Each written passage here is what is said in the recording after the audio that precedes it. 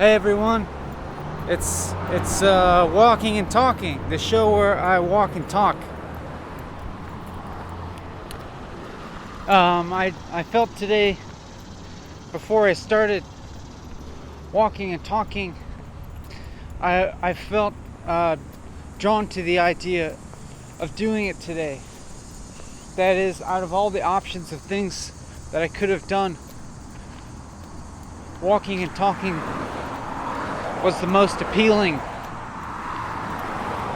I'm not sure if it's necessarily the most responsible, but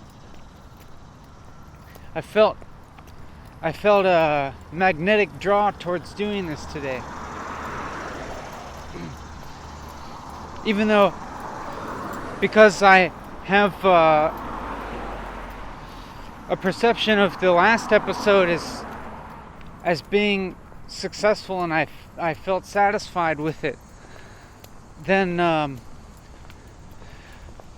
the slight fear arose that maybe this episode wouldn't live up to the last one, and because I would be replacing the last one with this one as the most recent episode,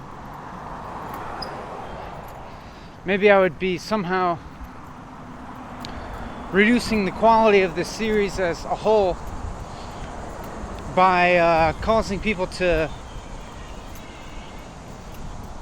be more likely to see this episode than the last episode, and perhaps this episode is not as good as the last one, but that fear subsided because I had already decided that I was going to walk and talk today, and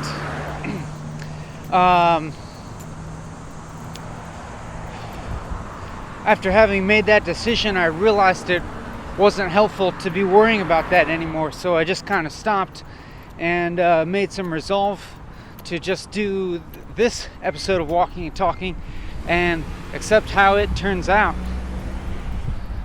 Not worry about if it's going to be good or not, and not compare it to my memory of the last one, etc. You might have noticed that at the beginning of this video I haven't been talking direct. Oh, here's a groundhog. I believe I saw this groundhog the other day, and it's relatively trusting. I can get about within 5 or 6 feet of it without it running away. Is that a fault to the groundhog? Could that be its fatal flaw, trusting me too much? I don't think so. I don't think I'm gonna kill and eat that groundhog. I think I'm going to reward its trust by not harming it. Anyhow, you may have noticed that so far in this episode of Walking and Talking, I started out without really talking immediately about the immediate process of talking. I kind of started out giving you talking about a recent past process of thought that I had. Namely, I started talking about some thoughts that I was having in the hour or so, probably the half hour or so before I started walking and talking. And so it's as if I started out not getting exactly right into the core of my aims for walking and talking, and I was aware of that, but I'm thinking of it as kind of a warm-up, like realizing that it is actual and kind of exercise to really focus in on the most immediate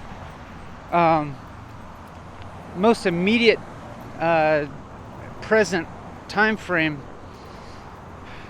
with regards to the content of what I'm talking about. So I thought that maybe talking a little bit about recent past could be a way to kind of ease myself into it in a less jarring way. Kind of like if you are gonna go to the gym and work out or something, you do something to warm your body up, and then once I finished talking about that recent past, like the past half hour or so, then I started talking about that. So I started talking about the beginning of the video. So it's getting more recent, you know. It's like my area of focus is getting closer to the present, I think. It's like it's catching up, you know. And now what I'm talking about is getting even closer to the point where it actually feels like it's caught up now. Now I actually feel like I'm talking about what I'm talking about in the present. And this feels really comfortable to me. I'm gonna eat just a couple dandelion leaves, because according to what I've read, the bitter qualities of dandelion leaves aid your digestion. And I ate breakfast recently, so I figure it wouldn't hurt to eat a bitter dandelion leaf to perhaps aid my digestion. And even if it doesn't, I'm confident that they're nutrient packed and could only do me good. Now I've strayed away from my goal, and I'm talking about well, I don't know. You know, I was talking about eating a dandelion leaf while I was eating it. So it's not that it's not present, but it is. It's not exactly about talking about itself. It's not about talking about talking. It's a somewhat external thing. I have a kind of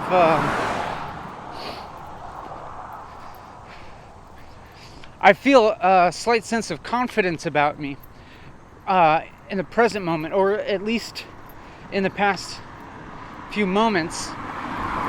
And as soon as I notice that,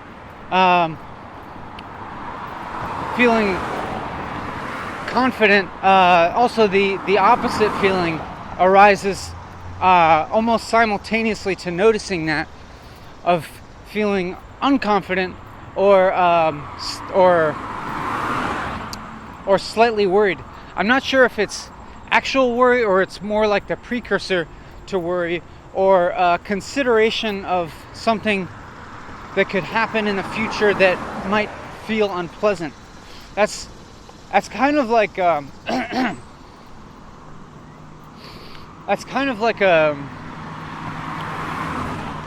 sort of thing that I would like to do instead of worry. Instead of worry, I would like to consider things that may happen in the future that may be unpleasant. Because it seems like I can do that without having negative emotions in the present, which is what I would associate with worrying. Anyhow, when I realized that I was feeling confident, and in the short moments preceding expressing that verbally, I also considered things that might happen in the future that would be unpleasant, that are basically the opposite of confidence. That is, I considered the fact that if I am feeling confident that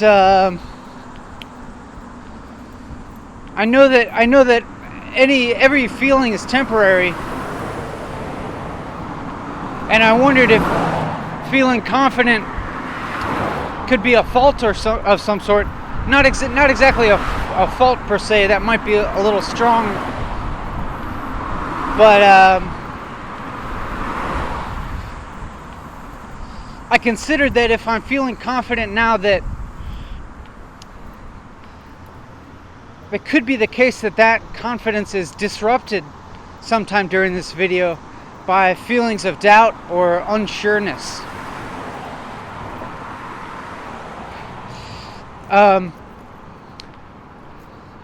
Believing as I do in the concept of having certain emotional topography, to use a phrase that I've used many times already in this series,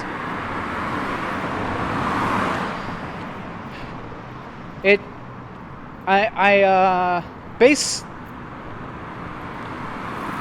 figure that if I'm feeling strongly in one way, then at some point that's going to turn around and I'll feel strongly the other way. My feeling of confidence isn't a very strong feeling, I wouldn't say, but it's a feeling nonetheless. And so it seems quite possible that at some point in this video that could turn around and I might be feeling the opposite way, that is unsure of myself. But I also wonder that in considering that possibility, if I'm not protecting myself from that preemptively, you know what I mean? That is, by considering that possibility, I'm effectively not feeling quite as confident in the same way. But this also brings about a kind of paradox in that if I do view this questioning activity and this consideration of possible future negative feelings as a protection of myself, and if I am protecting myself from that possibility, then again that gives me another sort of sense of confidence. So it's like, by questioning my own confidence, I tempered it, but then by tempering it, I bolstered it. You know what I'm saying?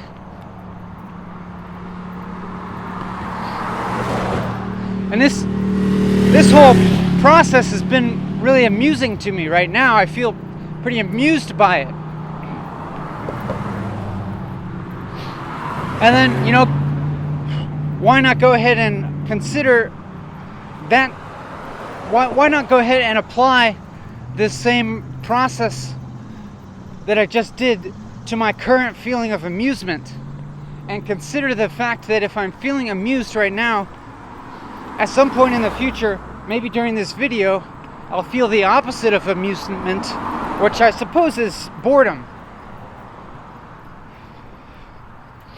But when I consider that, I don't feel afraid of feeling bored. It's almost as if the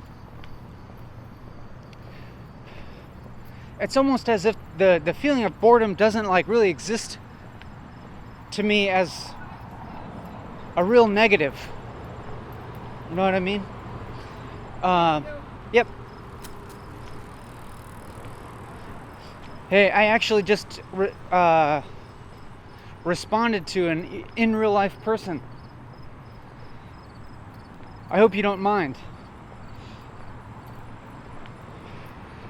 The boredom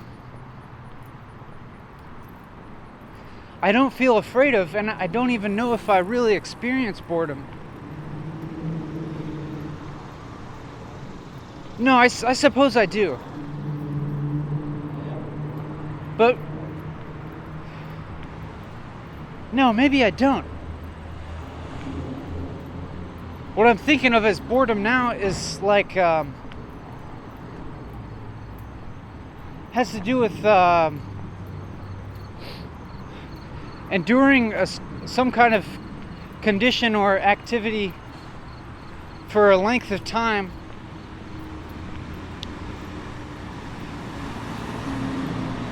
and wanting to be experiencing something else during that time.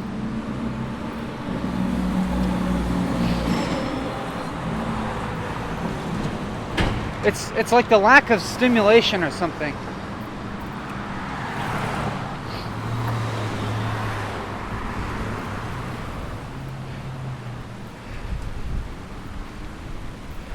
But I feel like I'm pretty well equipped to deal with lack of stimulation. It's almost like I can just stimulate myself.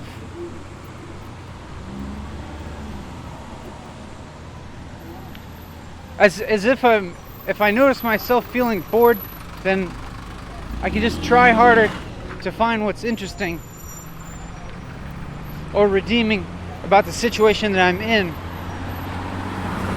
And I can examine my own agency in that situation, and I can see, do I really have to be doing this thing that I'm finding boring, or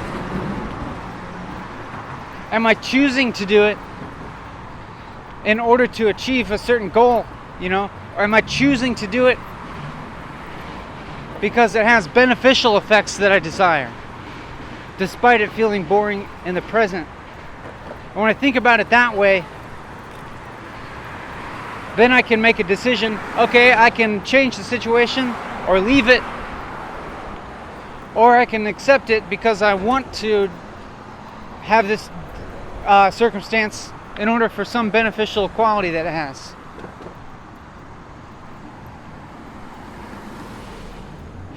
I think that I could go more into that by providing theoretical examples, but I won't. I think I'd rather get back to noticing my own talking in more detail and examining that more closely.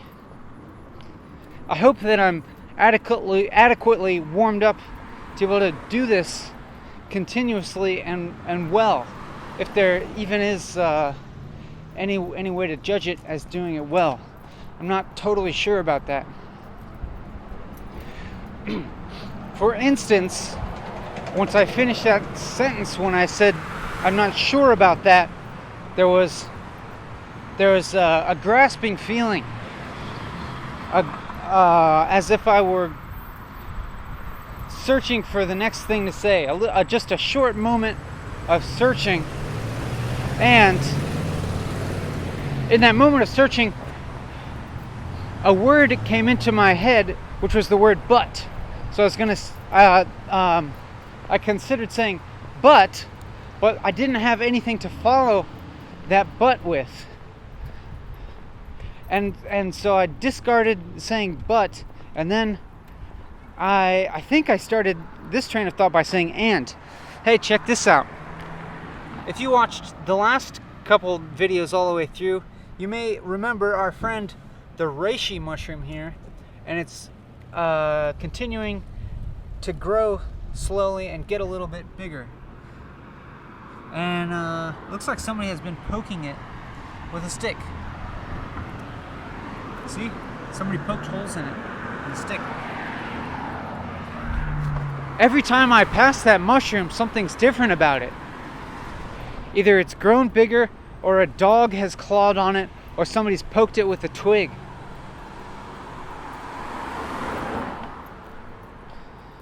I find this interesting and amusing. I wonder if I'll notice anything different about it on my way back today. It seems unlikely. The most likely scenario is that it's exactly the same. But I'm getting off topic here, and the topic is really no topic at all, having no topic. I feel when I said that, I perceived myself as having a certain quality of smugness and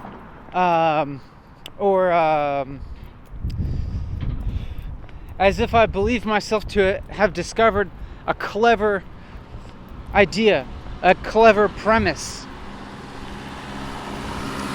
a clever process by which to generate a whole bunch of videos, long videos, and I perceived in my communication something that I judged as an expression of smugness, and I've felt just slightly averse to that expression, and now I'm just revealing it to you. And as I'm revealing it to you, especially when I said those specific words, I am revealing it to you, I felt again self-conscious of myself repeating this process over again. That is, in previous videos,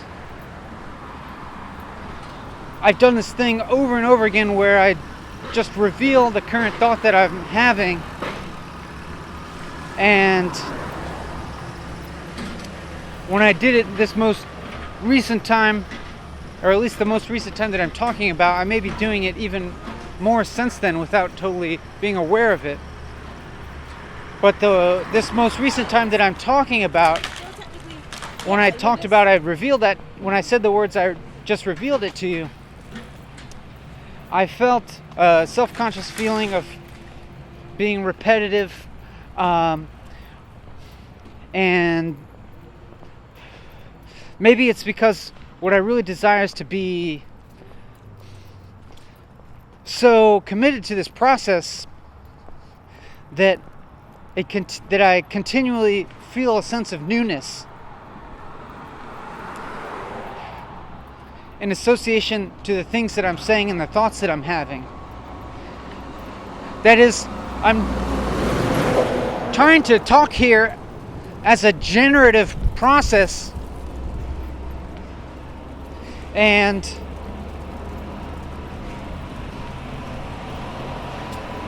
I'm having this thought right now that if I'm really true to that, if it is actually a generative process, then with the right effort, everything that comes out of it should have a quality of newness, at least to me. Now, what this quality of newness actually means, I'm not actually so sure about now, because even if I do repeat something in the exact same words that I've said it before, every time I repeat it, it doesn't feel the same. For instance, when I said that I was revealing it to you, of course I've probably said those words or something like them in the past, but it felt different this time, in that when I said it, I felt a self-consciousness of having repeated it, and that self-consciousness in association with those particular words is new. So it almost seems like as long as I'm putting the effort into this process, everything is going to be new, even if at sometimes it'll be superficially the same or repetitive. And I feel interested in this. And I noticed my brow being furrowed again, but in a slightly different way, in that my left eyebrow was higher than my right eyebrow. Something like this. Now I'm doing it on purpose instead of doing it unconsciously. And it's that kind of half brow furrowing, half furrowed brow, or one eyebrow being raised more than the other. I'm associating more with the feeling of deep intrigue than with consternation. And I don't know if that's an innate thing or if that's a culturally learned thing, as in, I'm imagining now that maybe there is a certain archetype that exists of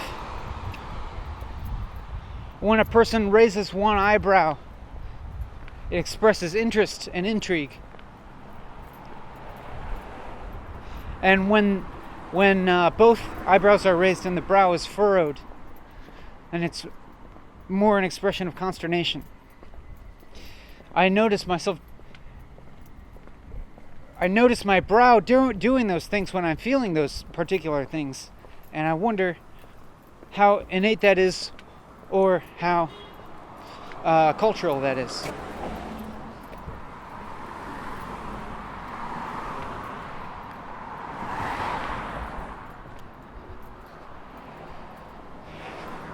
I was having I swerved a little bit to the right, and then to avoid another pedestrian, and then he seemed to also be swerving to the right, so then I started swerving left, and he seemed to also be starting to swerve left at the same time I was swerving left, but I swerved more to the left in order to miss him. And I then noticed that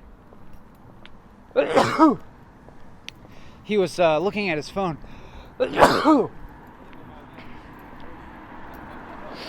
And I probably looked the same to him. I look like I'm talking into a phone, I think. But that whole encounter, that near collision,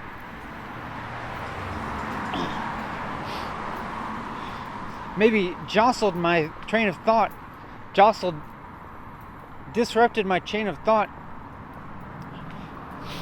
and shook me up a little bit, to the extent that when I started talking again, I started talking about the external circumstances of what happened, rather than continuing to talk about my own experience of talking. But now, having done that, and having started talking about that experience and talking about my own mental experience, just by doing that seems to have brought me back now to talking about the present more immediately. And I found this. Here's this thing. This speaker box. I keep passing this empty speaker box that's been perched on this wall for weeks now. And sometimes when I pass it, it's in a different position than when I passed it before.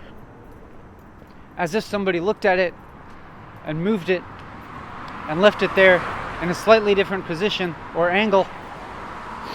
And then I noticed a big rock next to it that I didn't notice before.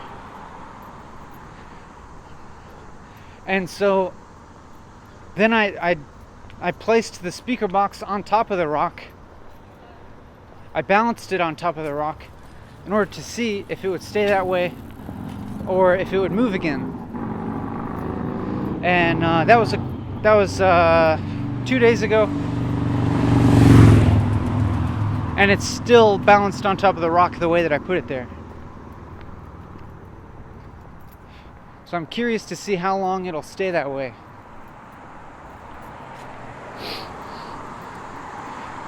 Every time I talk about some external thing like that,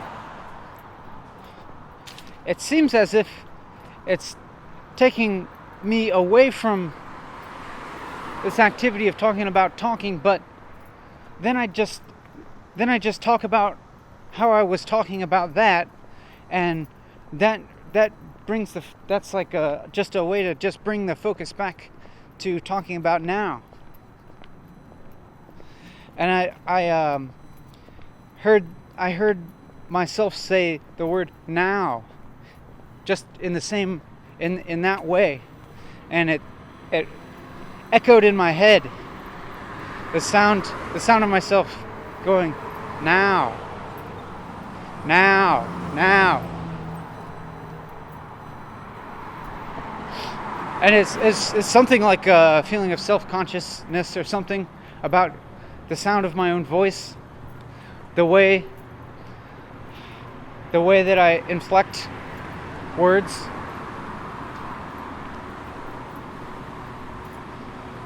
But I think I'm learning to be less self-conscious and just observe the way that I sound. And there it happened again when I said sound, like the exact way that I say certain words sticks in my head. My head.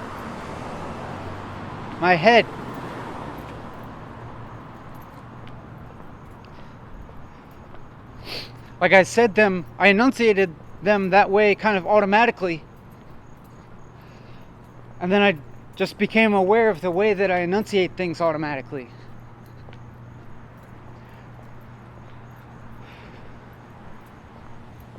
And if there's a better way to enunciate and articulate and inflect words, I wonder if by listening to myself talk for so long that I'll get there, that I'll get better at enunciation and inflection and expressing.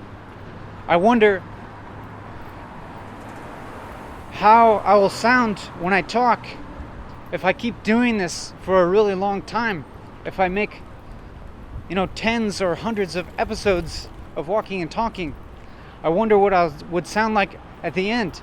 I'm imagining actually that I probably won't sound very different.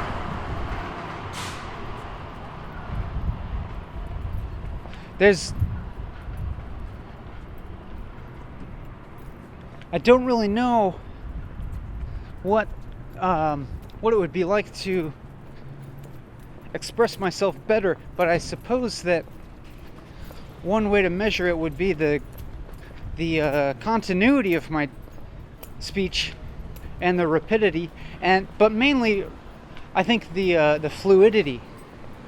If I was able to continue speaking with a lot of fluidity, I think I could judge that as being a better way to express myself, because when I think of speaking fluidly, I think of it as being more pleasant to listen to and just easier to stay with the flow of thoughts rather than to be kind of halting.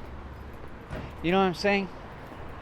So I think that if I'm able to increase my fluidity in talking, that would be a beneficial thing, because it would make the videos more pleasant to listen to, less difficult. You could continue listening with more ease, I think. And I think I would probably maybe be feeling more ease myself also if I were speaking more fluidly. That's possible. I wonder if that would be the case, or if actually I'd be exercising more effort in speaking fluidly. And actually, in this most recent passage where I've been talking about fluidity, just talking about it, I think has influenced me to put a little more effort into speaking fluidly while I'm talking about fluidity. I wonder if this is noticeable to you. I think that what I've been trying to do is just kind of even out the pacing. That is, the ratio of gaps to words and the length of gaps between the words. I'm trying to keep that relatively stable over the course of a few moments to give a kind of constancy to my mode of expression, my mode of speaking, in order to make it a little easier to listen continuously. And so that with that continuity, perhaps it becomes easier for all the ideas contained within this continuous flow of ideas to stick out and be grasped and comprehended, rather than them coming out in a more halted way, or with my pace going up and down, fluctuating more, where I would maybe start talking slow or with lots of gaps, and then suddenly I'd burst out with a burst of speed.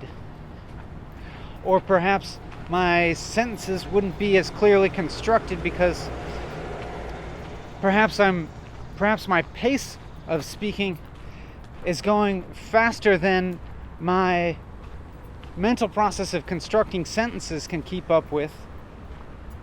So what results is a kind of poor construction of sentences where I have to keep halting and revising what I'm saying, or stopping certain sentences mid-sentence and starting them over again, and that sort of thing, which I imagine is a little less pleasant to listen to as a viewer.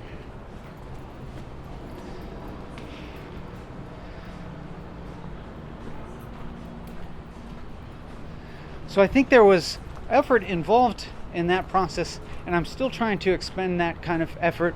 You might have noticed a recent gap, but I think that I can also perhaps come to see those longer gaps as kind of something similar to chapter breaks in a book, or like they give us a little bit longer break, and then the next part and then it allows me a little bit of time to kind of maybe wrap up the previous train of thought into a nice little package with a bow on top, and for you as well to kind of process that train of thought as something more or less complete. It's not totally true, as in the things I'm talking about now are still contiguous with that train of thought that preceded the longer gap. So it didn't actually end per se, but just had a little pause, and when it resumed, it was actually incorporating some new content, which was analyzing the gap itself, and analyzing the gap not in such a negative way as that I've expressed before, but a more accepting way, and maybe thinking about the gap as having a possible function. So I wonder also if I'm a little bit less averse to the gaps and can perceive them as having a possible function, then it'll actually lead to me being more fluid in general in what I'm talking about. Oh, hey, there's a peach tree here. Too late for peaches, but I noticed all these pits on the ground. I'll have to remember that for the future.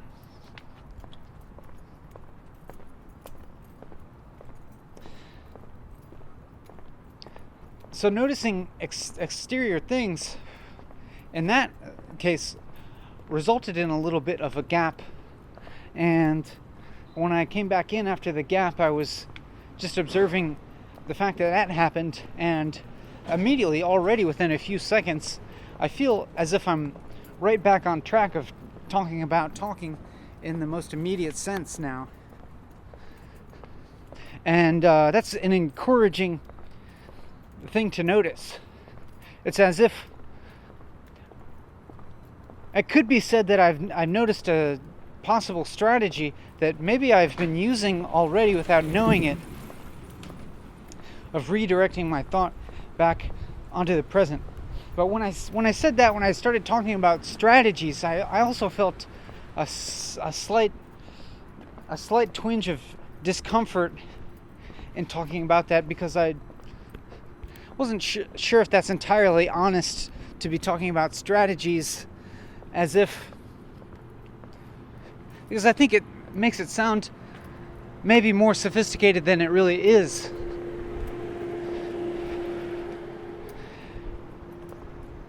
As in, actually, I'm just talking nonstop, and it's not as if there's goals as such and standards as such, and strategies to achieve goals and such. It's almost as if when I started talking about that as a strategy, it was as if I felt a discomfort because I thought that I might be trying to portray myself as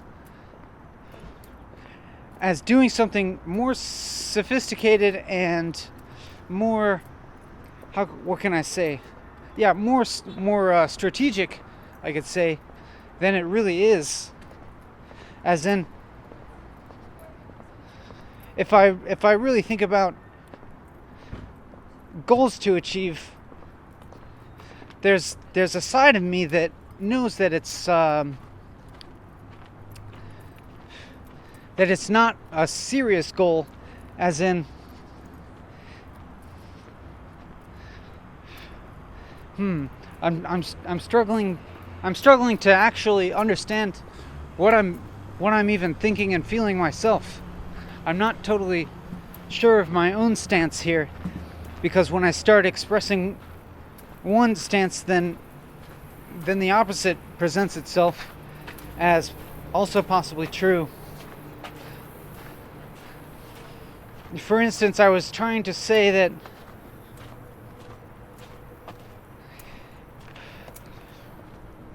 goals and direction that I have within walking and talking aren't 100% serious, because I'm very aware of a certain kind of absurdity of this whole video, of this 4-hour-long rant. That's the using the word rant is like the way to characterize it, as a little bit more absurd, and it's a little bit more modest and like self-effacing and humorous way to describe what I'm doing. And so it's almost as if both sides are present. On one hand, I'm well aware of the absurdity of what I'm doing. On the other hand, I'm putting real effort into what I'm doing. Feel some sense of direction in what I'm doing, and I have what could I say? I've considered a social context for what I'm doing, and I put real consideration into things like social utility and aesthetics, and I would even say art history. I have a real consideration for those things that influences what I'm doing. So in that sense, there is an actual seriousness to it.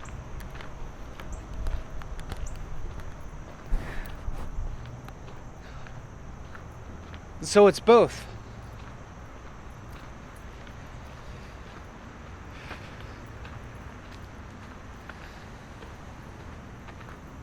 it's funny that when these gaps occur, everything that I think of to say, pretty much everything that I think of to say during the gap, I judge as not a good thing to say. I keep looking for a better thing to say. And it's almost as if when I finally do come in saying something, the thing that I come in saying is not well chosen and well considered.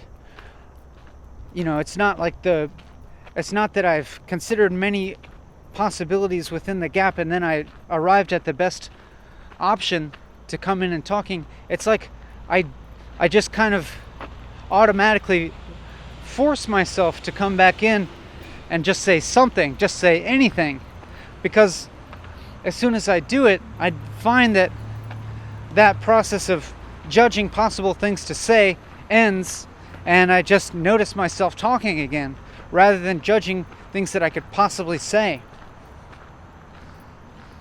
And so it's funny that I automatically choose and judge, but then the most appropriate thing to say, the thing that I'm able to finally say, has nothing to do with any of those judgments. It's not the best thing to say. It's just whatever I forced myself to say, and the content of what I say just comes out kind of automatically, and it's nothing special really.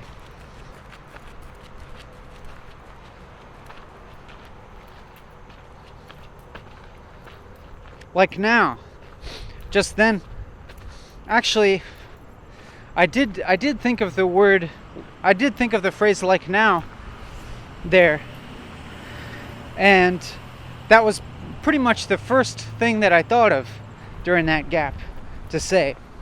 And to switch tracks a little bit and just to reveal to you another feeling that I had, I started to feel a sense of a sense of difficulty in doing this, but that sense of difficulty was associated with thinking about the future and thinking about doing this for a few more hours today, and compared to the possibility of not doing it. But as soon as I investigated that thought, it rendered that untrue, because I know that this is actually the thing that I would most like to be doing right now, of all the available possibilities. I don't actually want to stop doing this right now and go do something else. There's not anything else that I would rather be doing right now. But some part of me, for a split second, had that inclination to feel a kind of complaint, a complaining sort of feeling of having to do this. But it's not true. I feel very strongly that I wanted to be doing this.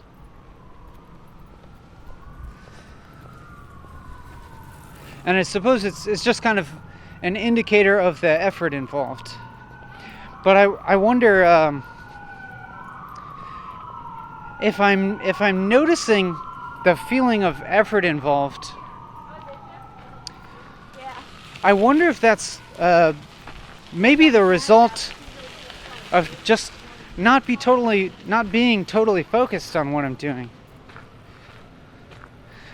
Because it almost seems like if I'm totally focused on doing this thing, and maybe I am actually applying effort continuously,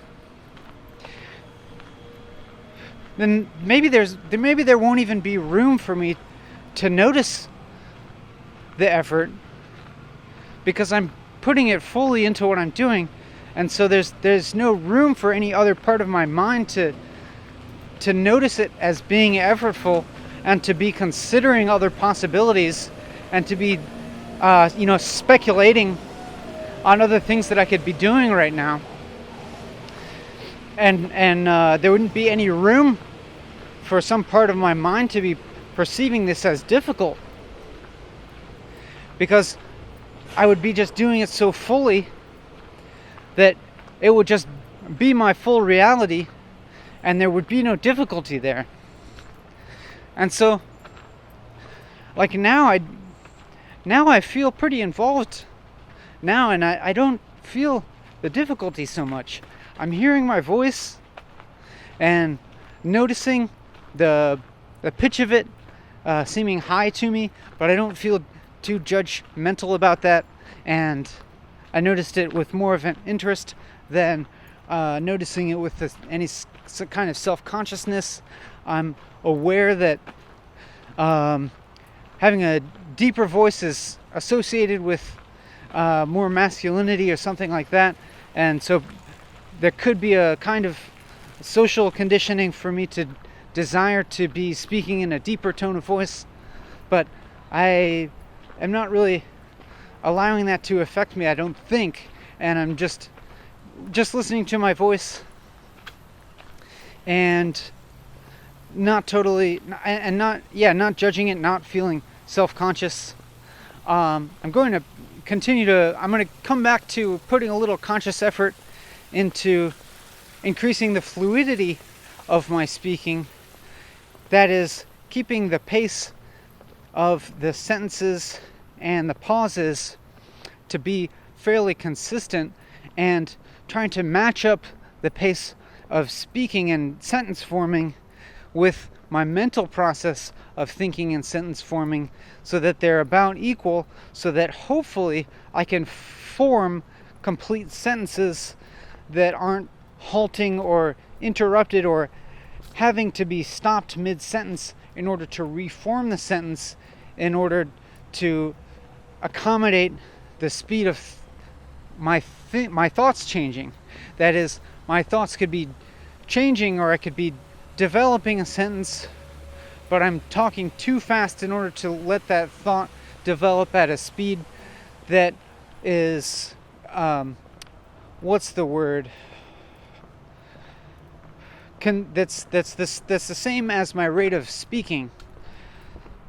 So maybe I'm starting to form a sentence, but actually my thought changes before I speak that sentence, and so I need to stop the sentence or revise it in between. So I'm trying to kind of match up the speed of thinking with the speed of talking, and in that way hope to be able to form very coherent sentences and thus maintain a sense of fluidity that makes this a little more pleasant to listen to for you, and even a little more pleasant for me to listen to, because I am listening to myself while I'm doing this.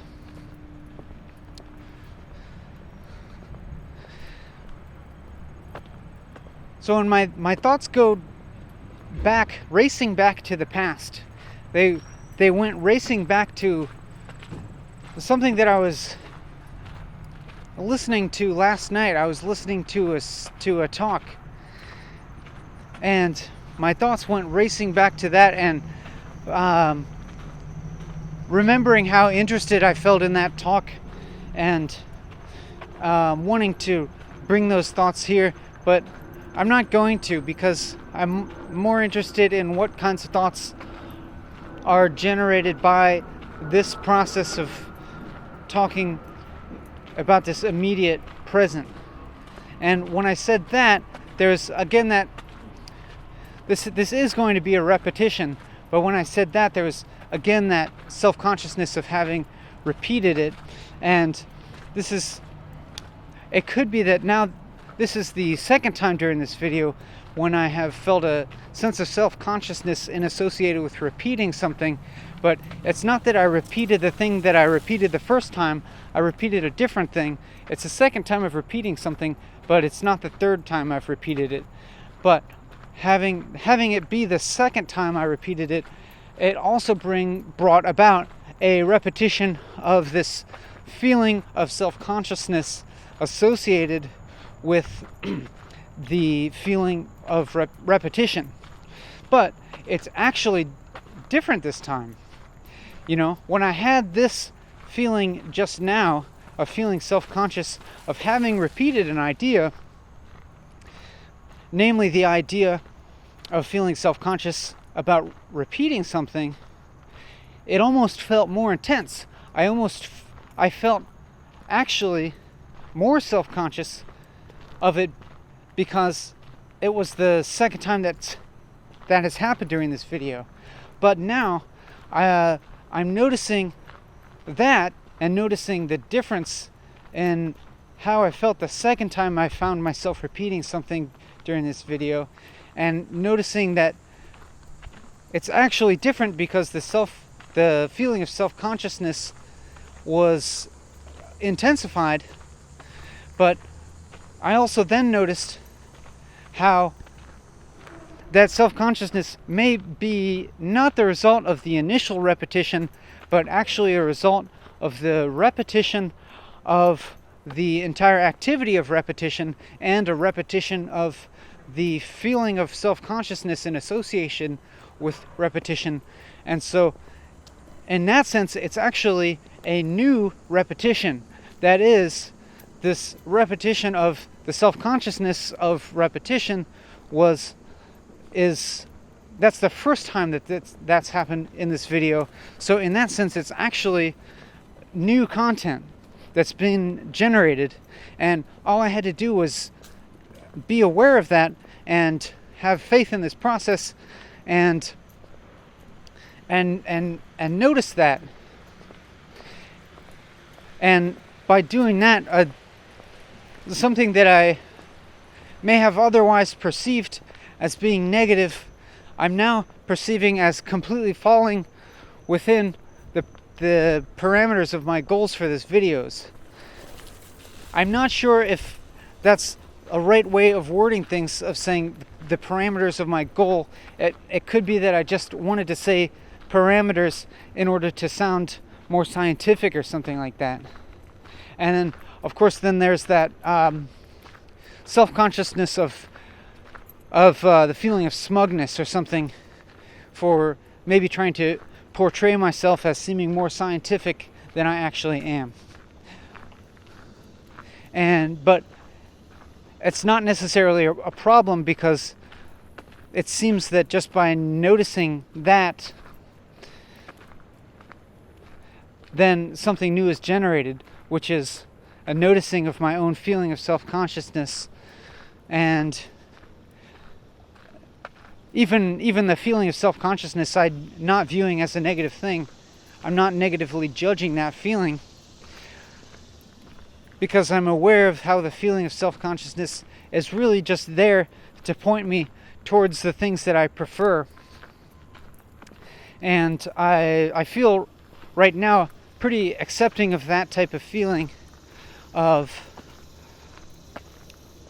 self-consciousness occurring, in order to kind of steer me towards the process that I desire.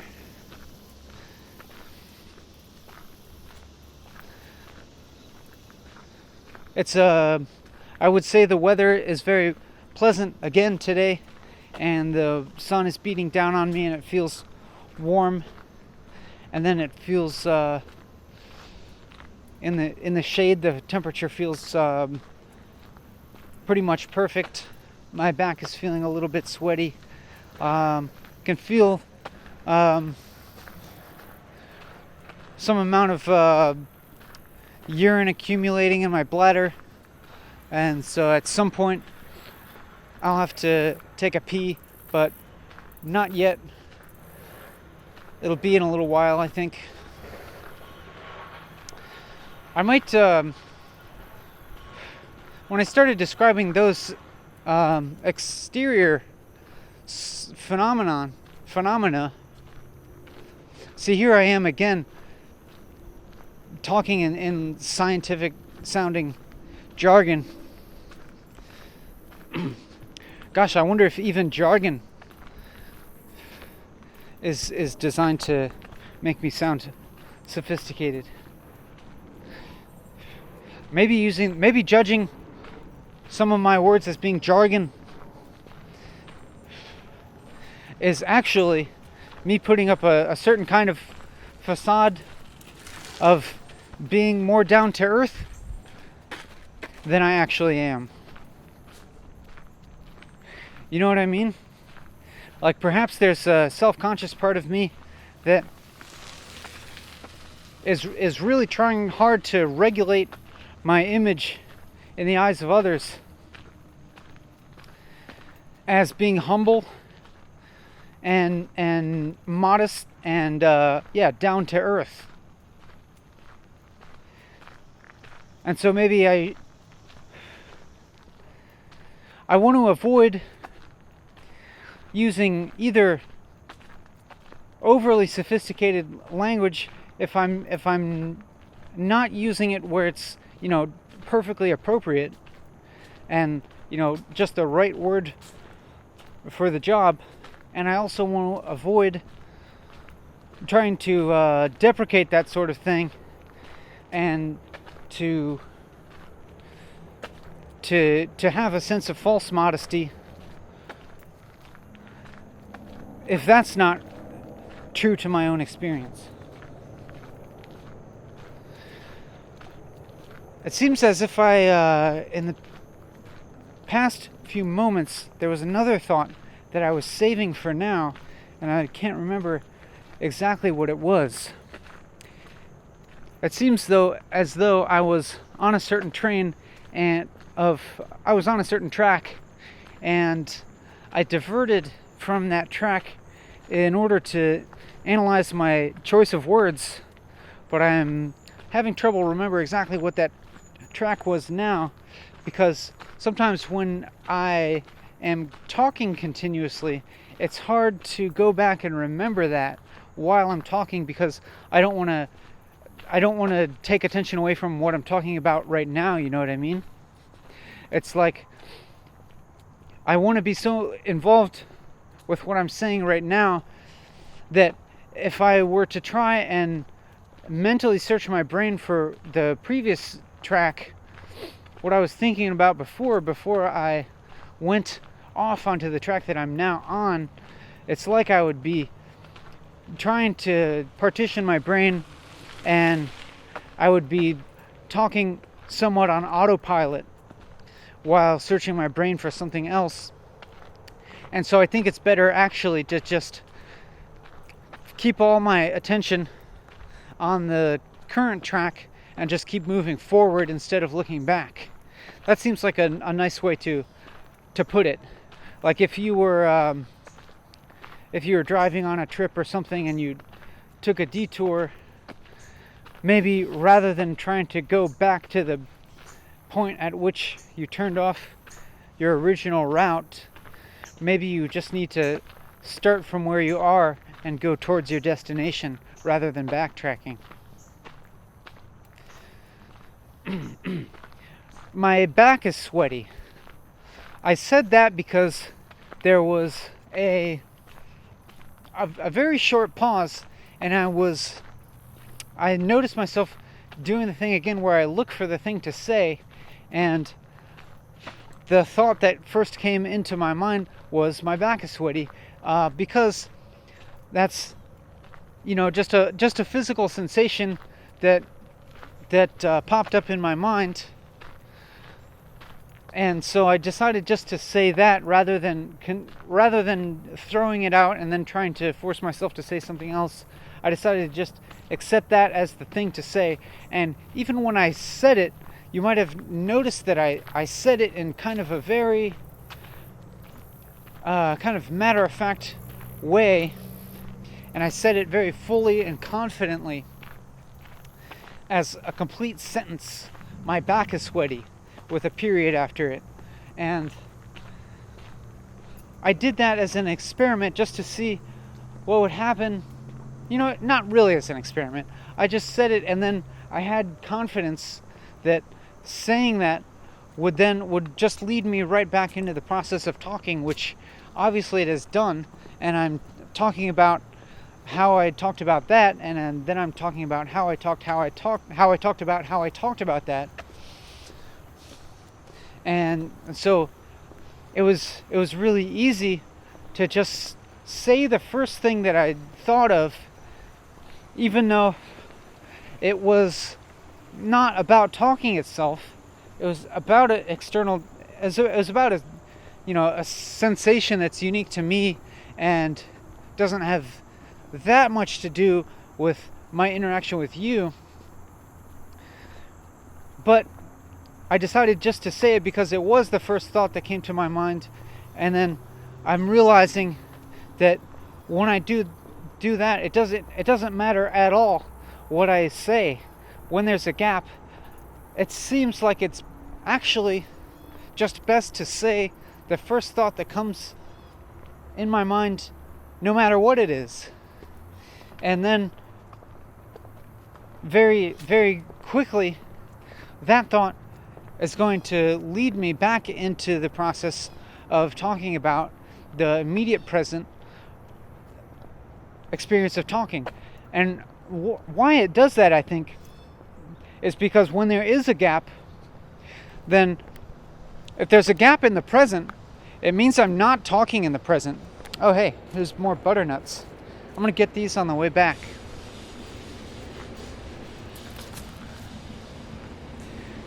If there's a gap in talking, then in the present there's no talking. So it's impossible to really be talking about the present and be talking about talking because there's no talking in the present. But by talking about whatever it is I am experiencing in the present, for example, noticing my sweaty back, then just by talking about that, then it changes the present experience of one of being a gap of talking to being one of talking. So by using the phrase, I have a sweaty back, it turns the present from a gap into talking, and then I continue talking about the present, which is now talking. And so that's the way to bring myself from not talking into talking, and a way to bring myself into talking about the present and talking about the present simultaneously. I heard some critter run over there. It sounded about squirrel sized. What thought am I gonna have next is what I was thinking in that gap. I feel now, I felt a moment of tiredness of talking, Like I felt the effort and the difficulty of talking, and the lostness, a feeling of lostness, of not knowing what to say next. But and now I'm looking back upon saying those few things and feeling accepting of the way that I handled that feeling by just revealing it very immediately, and thus, just like pushing forward through those feelings and keeping myself like firmly rooted in this process. Not exactly rooted, but continuing to push forward and keeping all my effort here. What if I had the thought, what if I diverted off this path and walked over to a different place? Maybe I'll do it. Is this a mistake? I don't know. I'm considering it a possible mistake of walking off the usual trail, because it could result in a kind of external stimulation that diverts my attention away from talking.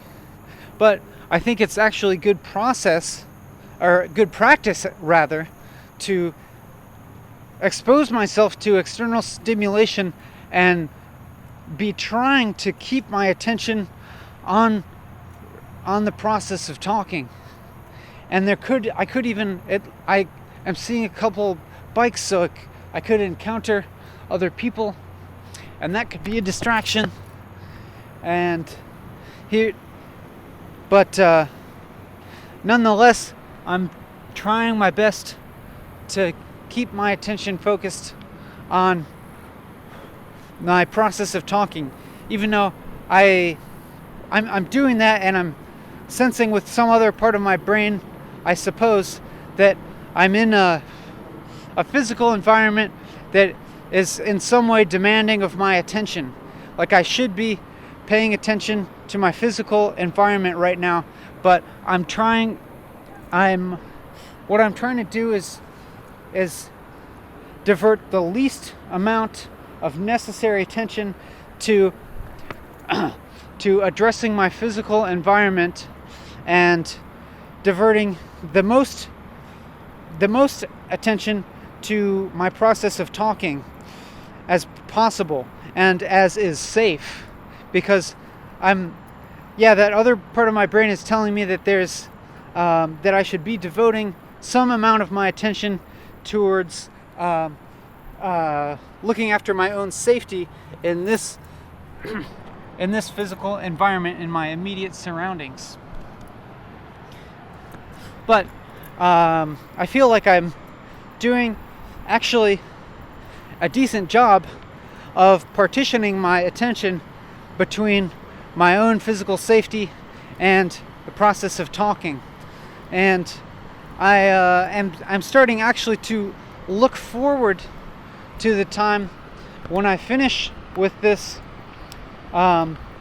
excursion off of the main trail, and then I'll return back to the main trail and will not have to divert nearly as much attention into looking after my own safety, and then I can focus my attention fully on my interaction with you, which is my main goal. But also, I'm recognizing that having taken this diversion could potentially be very interesting for you as a viewer, because it's very different than the normal thing, and it's a little bit different than what you would normally see on whatever day it is that you are watching this. Again, something happened where I felt distracted.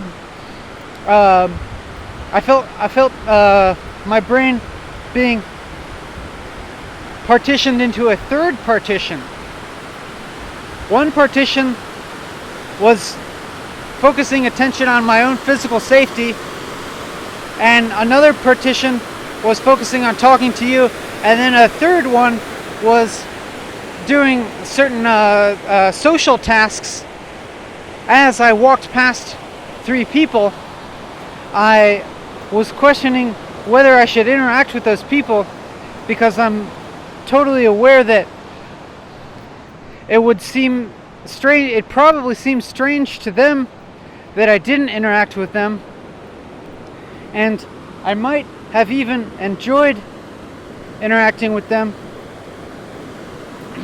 but I chose not to, and chose just to continue talking to you uninterrupted. And now I feel some sense of awkwardness about that. And then the other partition of my brain is like making me feel a little bit afraid of falling off of this dam or ledge or whatever, this thing that this is the first time I've acknowledged its presence verbally, as opposed to merely talking about it abstractly in terms of being handled by a other partition of my brain, and as being kind of inferior to my experience of talking to you. And I am trying to enforce that hierarchy in my brain of keeping my interaction with you foremost. And I'm also just now becoming aware that there's another task that my brain is working on right now, of preventing myself from stepping in goose poop, which maybe if you're watching the video, you probably noticed some of this happening. And yes, I've been successful in doing that, I'm happy to say. And I'm also perhaps impressed at my ability to multitask. What will happen if I encounter the people again, and I have to choose between having interacting with people in real life? I think that I should probably just not interact with them, because it would, in one sense, I would like to, but in another sense, I know that I can't fully interact with them because I'm doing something else that I'm committed to right now. And so maybe I should just not interact rather than having a partial, unsatisfying interaction.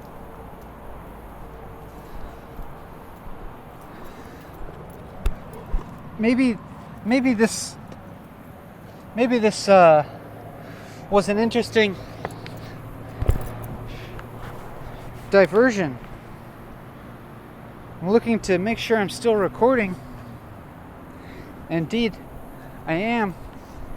Maybe this was an interesting diversion for you as a viewer. What's going to happen? What's going to happen in the next moment? I don't know.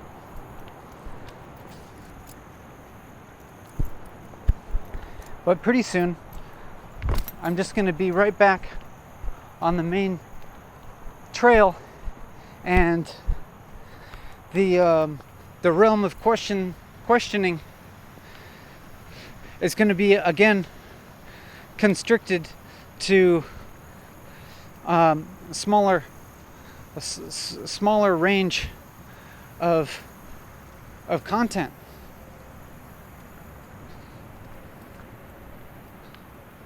And so we'll be back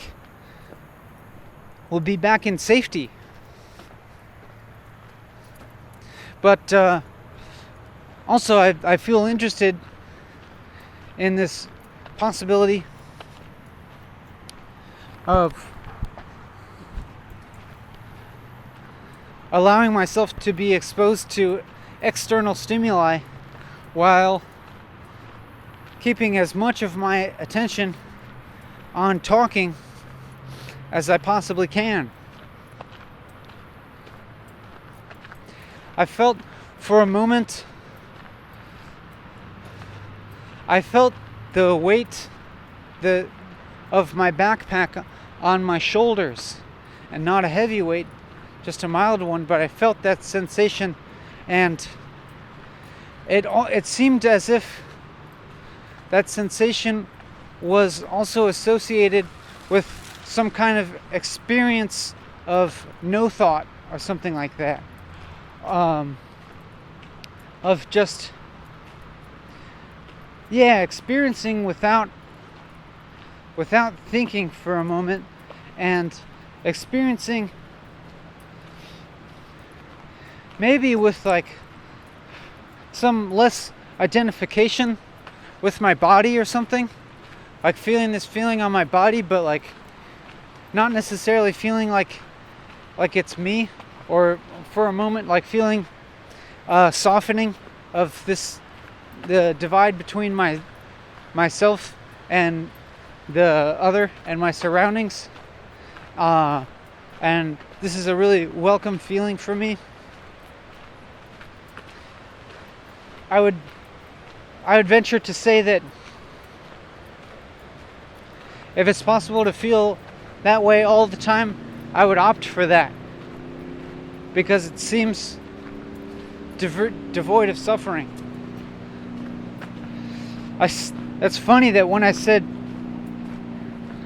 devoid of suffering, I kind of idly whacked a branch with my right hand that is free.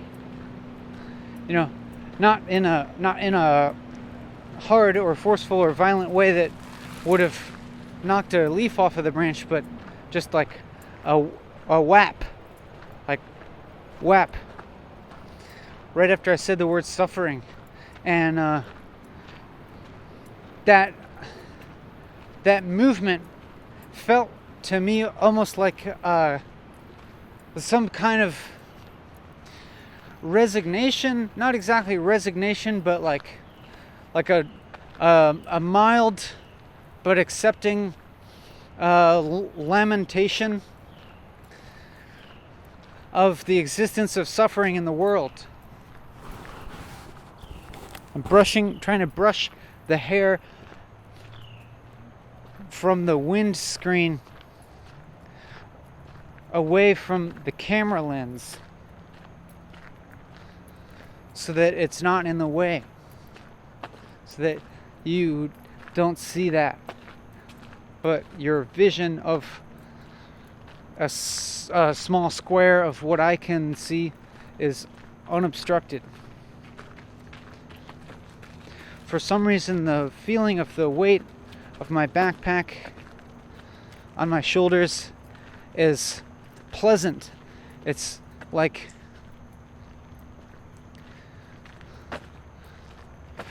it's as if I notice this feeling of my backpack on my shoulders, and it feels, and then I feel like some form of non-separation between my own body and my backpack or something like that. Or like within the feeling of the pressure, I feel some kind of like sense of non-duality or something like that. Just a little bit of hint of that. Maybe that's what I'm feeling. I can't really like claim to actually feel non-duality. I mean, I don't know now. Like, it could be. It's possible that aspects of my own personality and aspects of the way that I deal with my emotions and the way that I interpret my thoughts as well, and the way that I direct my train of thought, there's some possibility that it's affected by some kind of understanding of non-duality, but I wouldn't say that I feel like I'm experiencing non-duality. That's weird. I don't know. It's almost like if I were to experience non-duality, it seems like I would only be able to experience that in contrast with experiencing duality. Like I would actually need one to experience the other. I don't know. I don't know if I feel either, to be honest. I just feel pretty normal. I just feel pretty normal, like all the time. It's like I feel normal, and then sometimes I feel emotions, and sometimes I feel strong emotions, but even when I have the strong emotions, I just feel completely normal, like a person with a body, and that's all. And I'm not even ever expecting to experience anything else until death happens. And then when death happens, I don't know. I don't really have any expectations of feeling anything at all. There might not be any feeling after death. You may have noticed in my tone of voice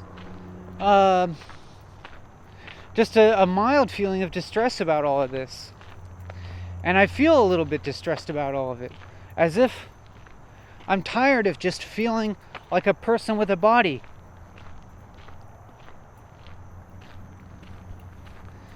I'm tired of just feeling normal all the time. But I don't actually believe that there's any escape from it. Even if I did some strong drugs or something like that, I'd feel something, and then I imagine I would probably feel the opposite of that. Because if me as a person, if I look at a person who does a lot of strong drugs, I don't I don't see them as really like actualizing or embodying or bringing into the realm of my experience or other people's experience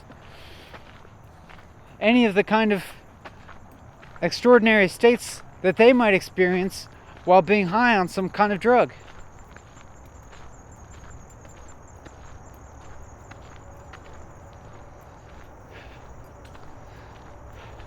Like I could experience, ecstatic bliss for a certain time if I took a bunch of ecstasy, but I know that it would go away, and I would go back to not just feeling like a normal person with a body, but I'd probably feel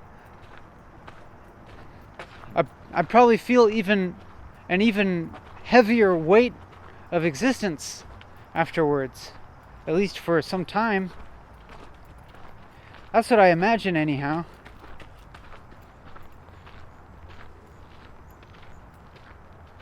I'm just having this feeling like there's no escape. Like all there is acceptance, and the best I can ever get is neutral.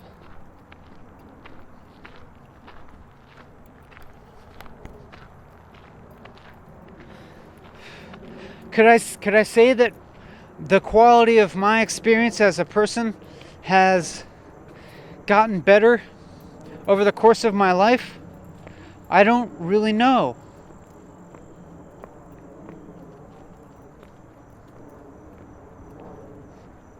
I kind of don't think so.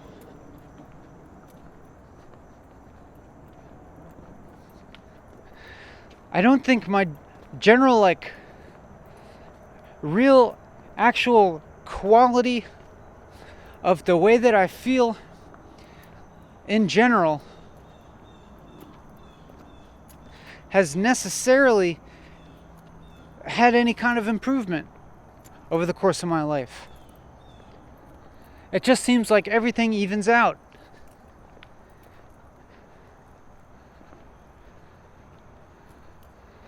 And it's like the basis of my experience is like always the same. I might be filtered through some different emotions and thoughts and perceptions at different times, but the basis of it seems like it's always exactly the same.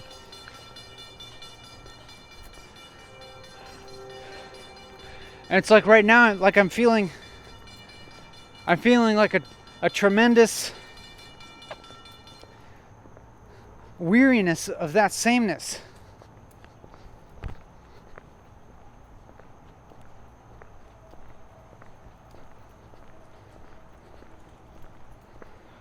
But I don't know if there's anything I can do about it. Like I could meditate as long as I wanted. And I don't really believe that the real basis of my experience would permanently change somehow. I only think that it would change temporarily in proportion to the degree and amount to which I feel an exceptionally heavy weight of existence as a result of the process of meditation.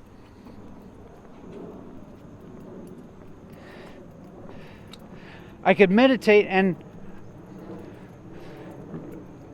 remove myself from all external stimuli for a long period, and it would cause me to notice it with much greater acuity all the details of my base experience as a human. And I don't expect that would be a pleasant experience. In fact, I know it's not.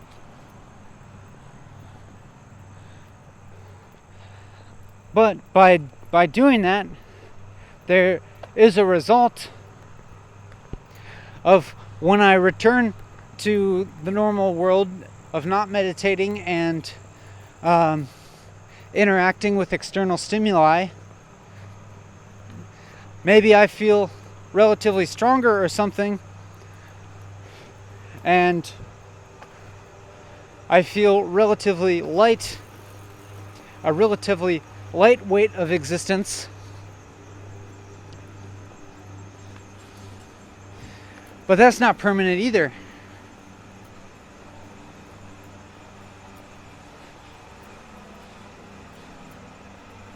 And it seems like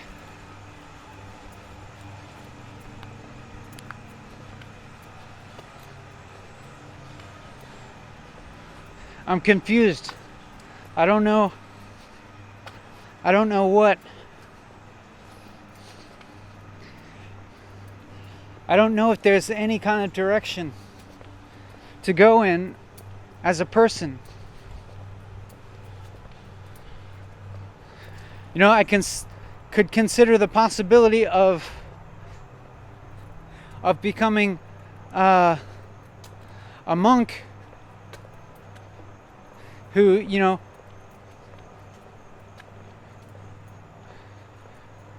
turns down all external stimuli and pretty much only meditates and does like just the basic things to stay alive.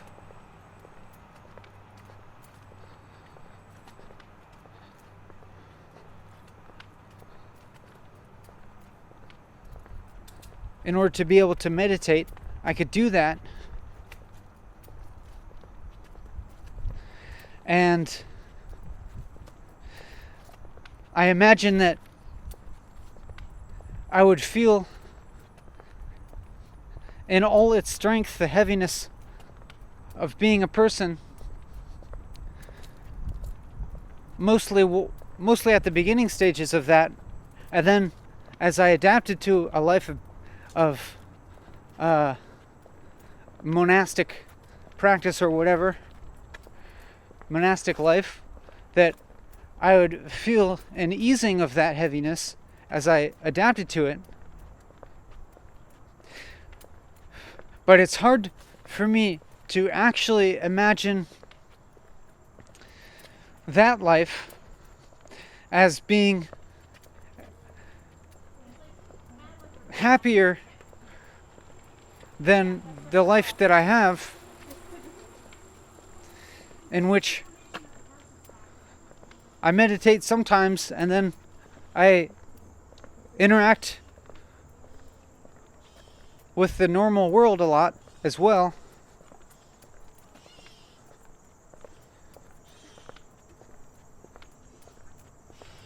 But at the same time, it's also hard for it to imagine it feeling much worse. I don't know.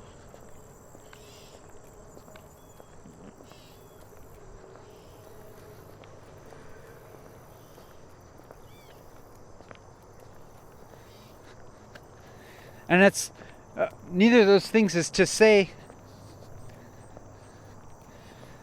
that my current life is either good or bad.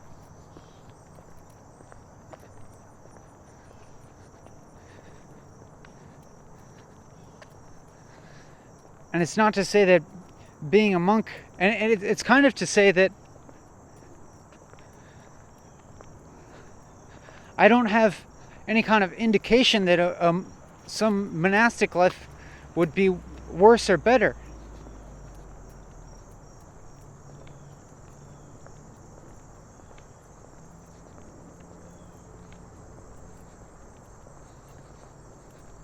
I just imagine it would even it out.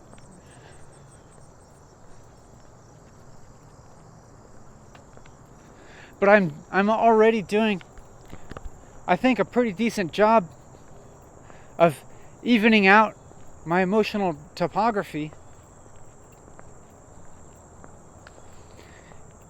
in the world that I'm in.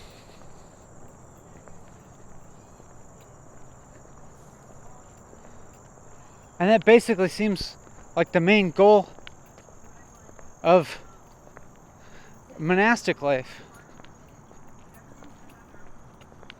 I guess maybe there's more. Maybe there's more involved. I suppose there's some kind of implied goal there of waking up, of awakening of some sort.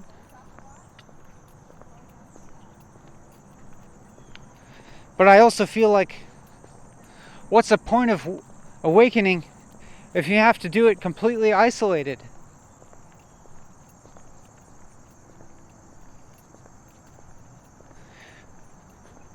You experience awakening yourself in a secluded monastic life that you pursue. But what's the point? Well, I know there isn't a point. There's no. Well, I suppose it's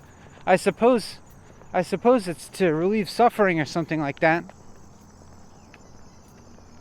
And then, I don't know, maybe some people would say that you awaken or something in that monastic setting, and then you come back to normal life and you share your insights with other people or something like that. Okay, but why not just try as much as you can to awaken in normal life? Already interacting with people,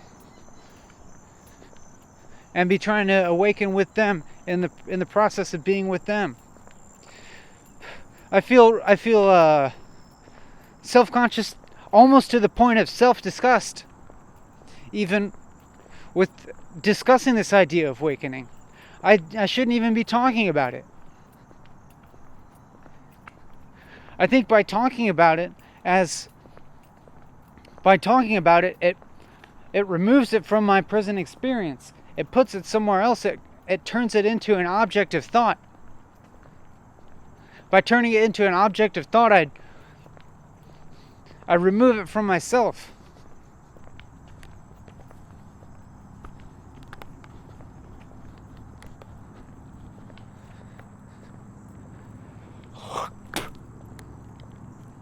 I feel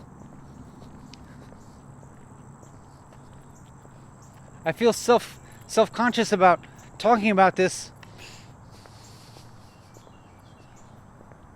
because I tend to feel suspicious of anybody that also talks about stuff like spiritual awakening and stuff like that. I feel suspicious of myself.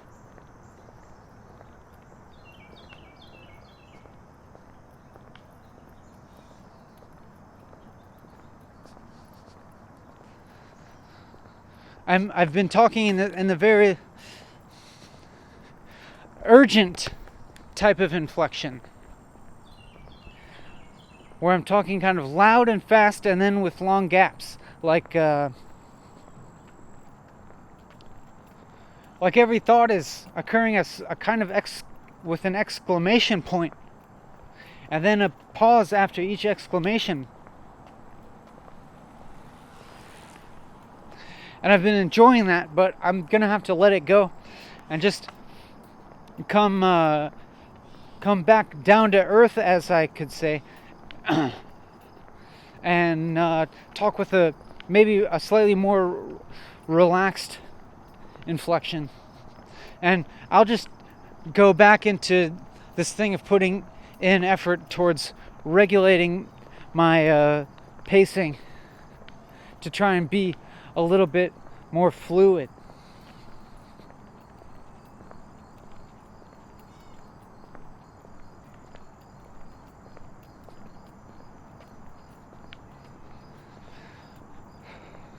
I'm not enjoying this. But to say that I'm really enjoying it, I'm not sure if that's totally true either. I see in the distance a bicycle gang approaching me. If they beat me up and steal the video camera, then this video is probably not on YouTube, so they probably didn't do that. Unless they watched the video, This is for you, bicycle gang, watching this video after you beat me up and stole my video camera. If you're watching this, I dare you to post this video onto YouTube. In fact, I'll even point the camera away from you so that your identities will be concealed, so you can safely post it on YouTube. Now here you come, coming right past me. The huge bicycle gang is coming right past me, and they didn't beat me up and steal the video camera, and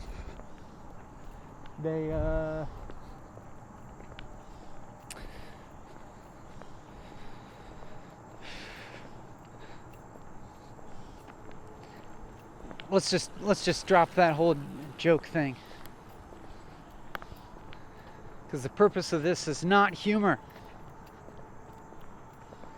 I'm not joking around.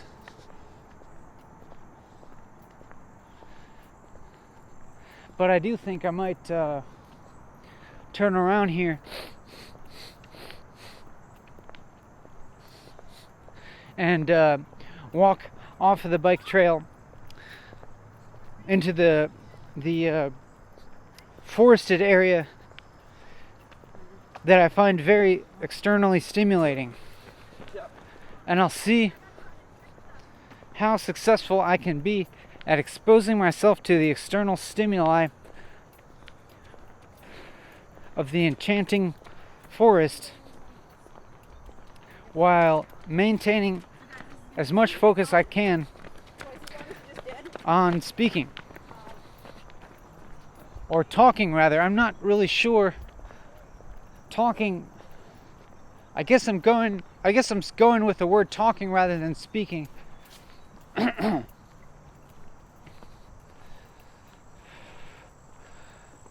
Maybe I imagine speaking as implying having prepared a speech. And since I didn't prepare a speech, I'm just saying stuff as it occurs to me. Maybe it's actually talking. I'm going to pick up these hickory nuts. And while I'm picking up the hickory nuts, there's only a few here. Somebody's been getting at the hickory nuts. Maybe a squirrel. Wow. All the husks are here, littered. The ground is littered with hickory nut husks. But very few nuts to be found. Either a human or a squirrel or something else has been doing a good job collecting these hickory nuts. Here I am responding to my external stimuli like a jerk. When I said jerk, that was kind of a humorous exaggeration. I know I'm not a jerk for responding to my external stimuli. I'm just doing this slightly. What I'm noticing myself speaking in this kind of like just slightly angry way. You know what I'm saying?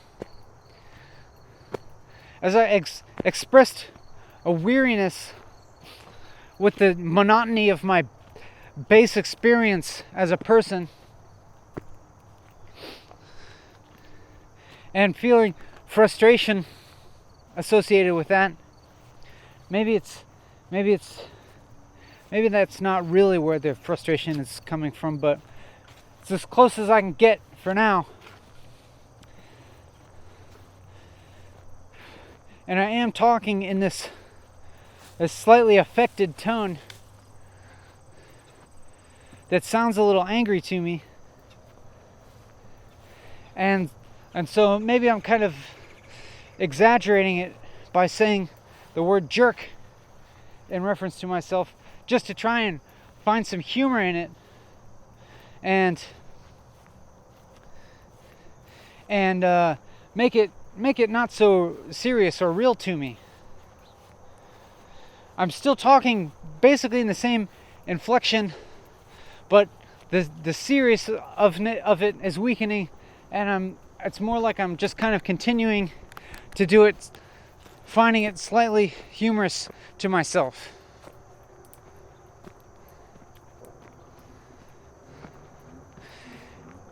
Am I going to continue to talk in this same inflection? Or is it going to be different? Is this video going to be different than the last ones, or is it going to be the same? Is it different or is it the same? It's both. Am I getting better at making these? It's both better and it's not. It's the same.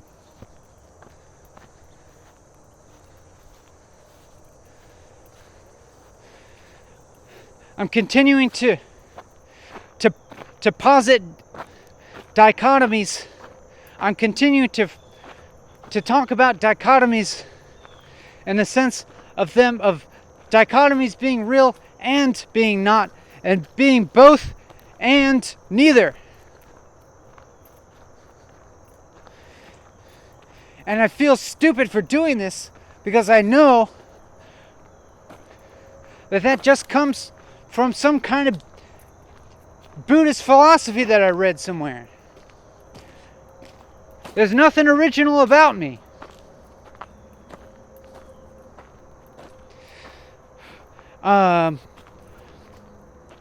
This level of affect in my inflection feels disingenuous to me. I don't honestly feel the emotion that I'm expressing when my voice gets that level of affection in it. That level of not affection, affect.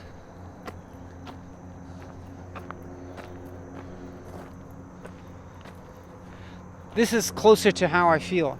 The way that I'm talking now is more honest. But actually,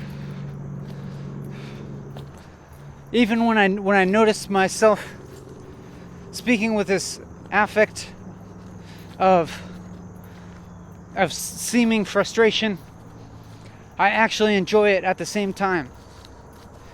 Probably, I don't know, maybe to a similar degree to which I feel frustrated, I also feel enjoyment.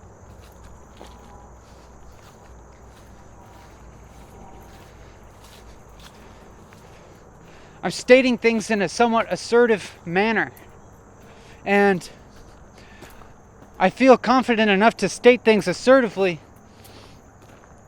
because I'm only making assertions about my own experience, and any discrepancy between my assertions and my experience is only due to my own lack of eloquence, my lack of descriptive power.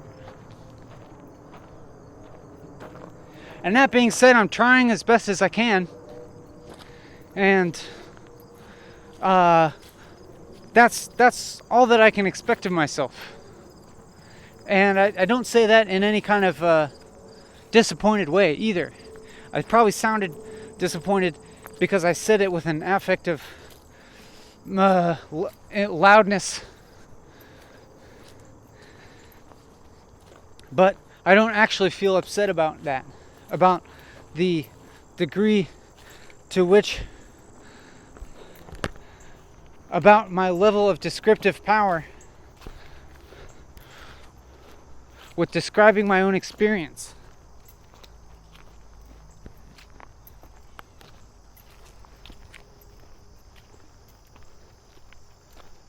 We're not going to be in here in this forest for very long.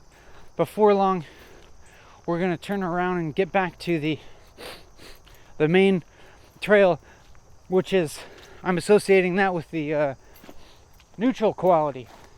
Hey, let's go ahead and stray off topic. I think this plant... No, I'm wrong.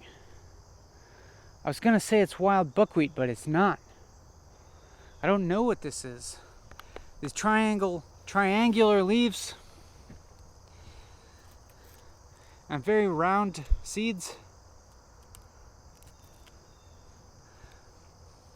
If there's any plant Anyone who can identify this plant, leave a comment or send me a private message. Look at this blue thing. Look at these blue seeds. Oh, it's really prickly. There's thorns on those things. Tiny thorns. Little barbs. Barblets. Barblings. Fuck!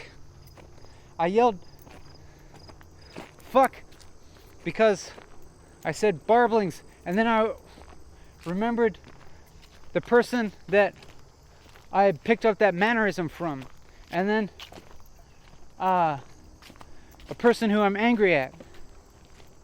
Well, that's okay.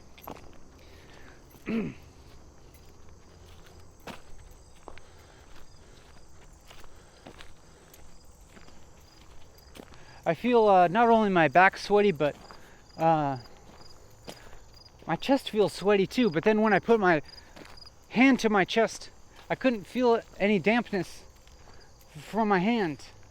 It just feels like my shirt is clinging to my chest.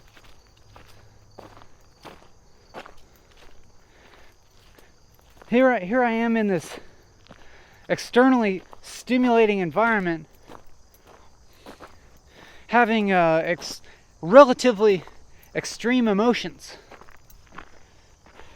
but all the while pretty much just enjoying having them and expressing them in a way that's entertaining and interesting to me, and trying to be as aware of those emotions and aware of their effect on my perception of the world as much as I can be, and to express as clearly as possible to you my thought process and the things that I'm aware of.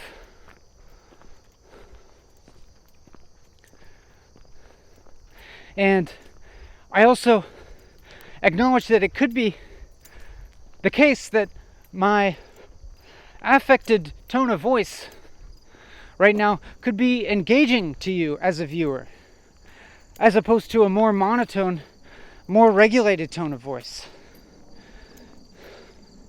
Know what I'm saying? Even I'm starting to breathe a little bit harder because I'm walking uphill. And that could be emitting a sense of urgency, perhaps, and could be affecting my own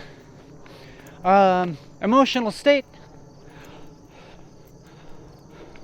or at least, affecting my inflection. And it's quite possible that due to mirroring, you are experiencing some of these emotions as well. Similar feeling of engagement or urgency is possible. And I think that's a fine thing, but also I hope that by stimulating you, whoa, big ass praying mantis.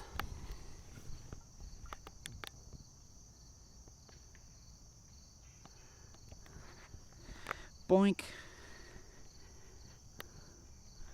Look at this praying mantis compared to my hand. It's stretching out its arms forward in front of it.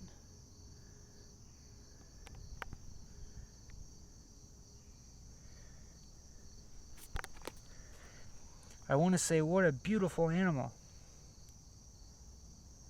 Whoa. It's so cool.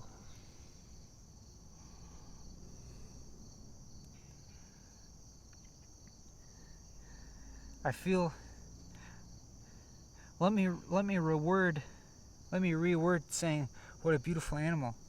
Let me say, I feel extremely engaged by looking at this animal.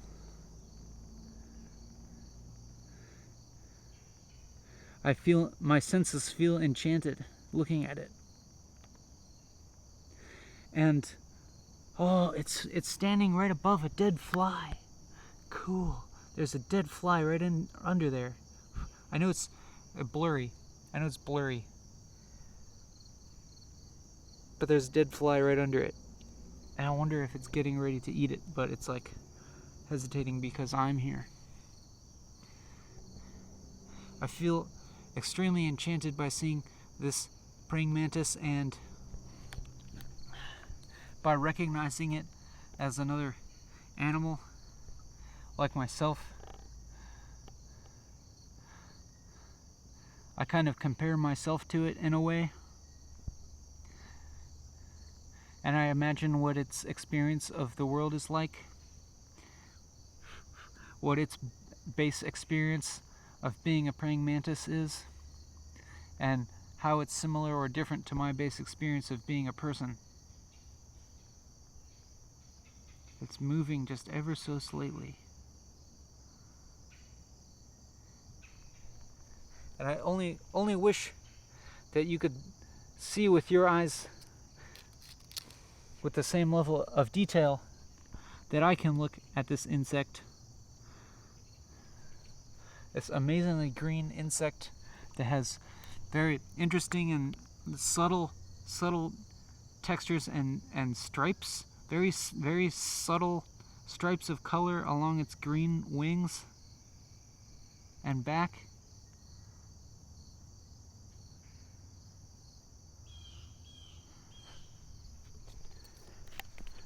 I feel so happy to have seen that.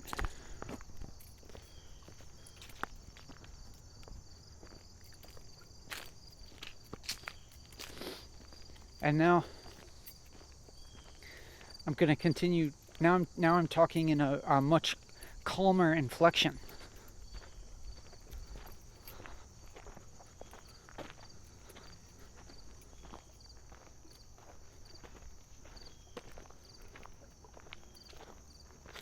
I don't know if I actually feel like I have a choice here whether to continue speaking in a calm inflection or a more affected one, a more, in a way, slightly more agitated inflection, but an enjoyable kind of agitation.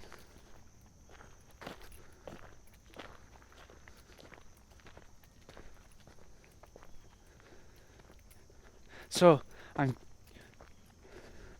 part of me wondered whether seeing the praying mantis shifted my mood and my inflection, and I think it at least interrupted my train of thought, interrupted my flow, and it prompted me to start talking much more softly because I didn't want to scare it away. And then that just kind of introduced to me the option of speaking softer, which I recognized that option was there, and I wasn't not aware of it. I wasn't blind to the possibility of speaking more softly. I think I was mainly just choosing to continue to speak with this slightly loud venturing into the agitation type of inflection. And now I feel like I could do either one. I could go either one. Like I'm speaking softly, but I actually still feel very much stimulated.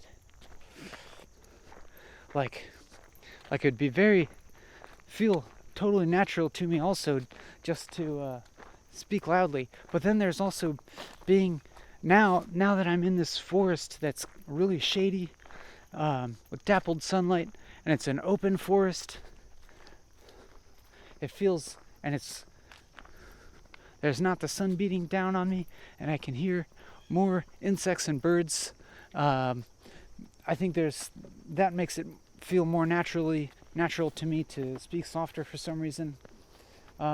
Also, actually, over there, sorry to spoil your bucolic experience, but over there I can see a line of cars parked in a parking lot over there, which tells me there are probably some people around here.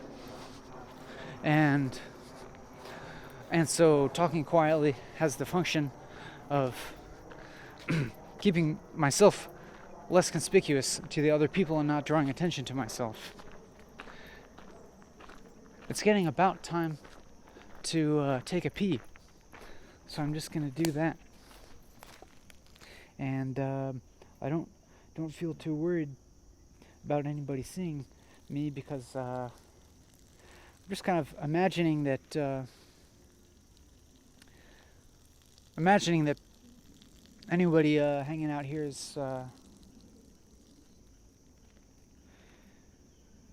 wouldn't necessarily object to me peeing in the woods. But I don't it's not really a very interesting thought to me, so I'm going to continue talking here and see if something more engaging arises out of talking. I heard my left foot, kick some gravel in between sentences, but that doesn't feel interesting to me to talk about.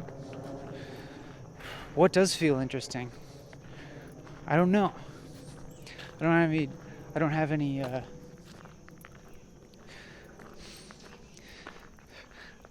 I need to redirect my efforts into maintaining fluidity again. I think that have gotten maybe into talking too fast, to the point where my sentences are halting again and hanging up. I'm getting hung up because I'm talking too fast. You know what?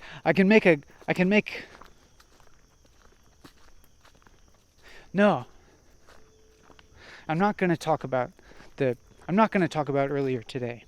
I'm going to talk about right now. I'm going to talk about what am I experiencing right now. I'm not going to talk about external situations. I am experiencing external stimulations and these trigger thoughts in my head, but I'm going to not talk about them. I'm trying to divert as much attention as I can into just talking while I'm walking here. And what I'm doing now is, every time a thought enters into my head that is relating to external circumstances, I'm not saying it, and instead I'm trying to talk about my process of thinking as opposed to that. So I think that's okay if those thoughts do come into my head, but rather than state them, I think that I'm just going to talk about them rather than talk about them directly. And so instead I'm talking more directly about my thought process rather than the content thereof. And then I thought to myself, what are the implications of using the word thereof as opposed to saying about it? Thereof sounds like more literary, more educated, more like I'm composing something, and about it sounds more down to earth, more like I'm just talking. And I know it's not important really to...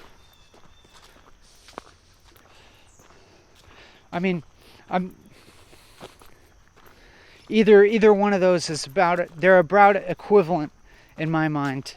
In this situation, each of them is on one side of the line of what feels like the most accurate representation of myself, even though also I'm recognizing that every way that I represent myself through speaking is a performance.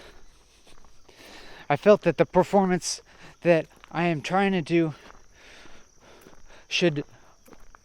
is probably on a line that goes right in the middle of saying thereof and saying about it.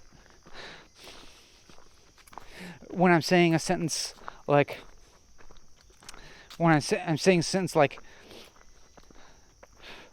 talking about my thoughts thereof, or talking about my thoughts about it. If going on the thereof side of self-representation is the more sophisticated me. Oh, there goes the deer running.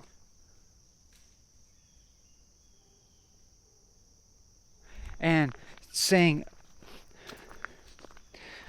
talking about my thoughts about it is on the more down-to-earth, everyman representation of myself. I feel happy about this, what I'm saying now. I feel a sense of discovery. I don't know what these videos are, if they're going to be good to watch for another person. I don't know what the effect will be. I don't think I'm going to watch it myself.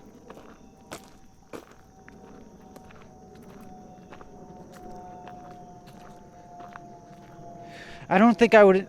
I doubt that I would enjoy watching this as much as I enjoyed doing it myself.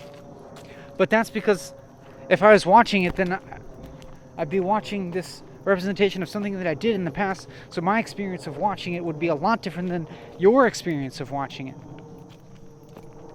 So when I say that I don't think I would enjoy watching this very much, it doesn't have any kind of implication about or any judgment about your experience of watching this. And I don't have any kind of judgment about you choosing to spend your time watching this. But in fact, right now I actually feel very grateful that you are. And if you're watching it, and if you've continued to watch it for a period of time, then it probably indicates that either you're finding something of interest or reward in it, or even if you are not finding anything interesting in this video, then you must have found something worthwhile about the process of watching it. That is to say, it could be that the content of this video isn't particularly important to your experience of watching it, but your own process of watching it is what's more important. In fact, I think I would feel very happy if you had that sort of experience of these videos. If while you're watching this, you are not feeling attached or clinging on to any particular content here, or seeing any particular content as being especially important or interesting, but you're observing your own process of watching it and observing your own experience while you watch this video, and noticing things about your own experience and your identity and your habits and your thought patterns, and noticing things about the like kind of base quality of your own awareness / experience, I would feel very happy about that. I don't really know what kind of effect this video could have on viewers.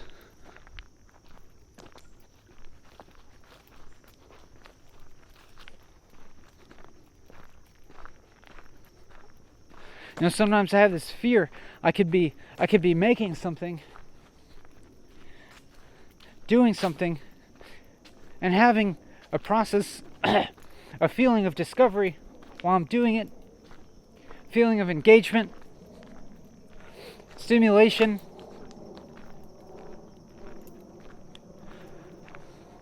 not suffering.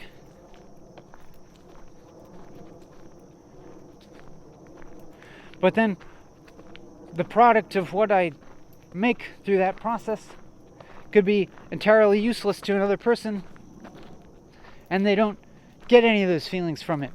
That's my fear sometimes. But maybe all I should do is pursue with all of my effort and being my own engagement and discovery.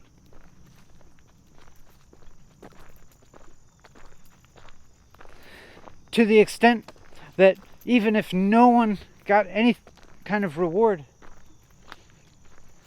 out of the product, that there'd be nothing lost, because the process of making it was valuable enough to myself. But I don't know about that. I feel a sense of I don't know if it's responsibility. Not exactly responsibility to others, but yeah, maybe.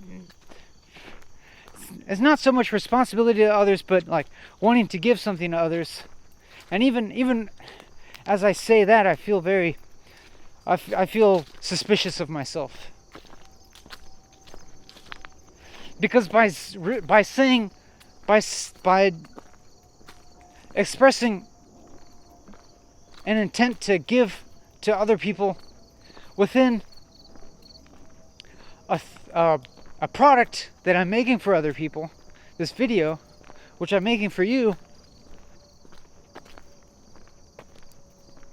it could be entirely self-serving.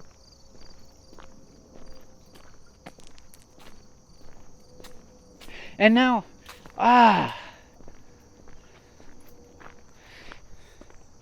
even this activity that I'm engaged in now, as describing my previous action as being possibly entirely self-centered, self-serving, this could also be entirely self-serving, and that I'm portraying myself as being so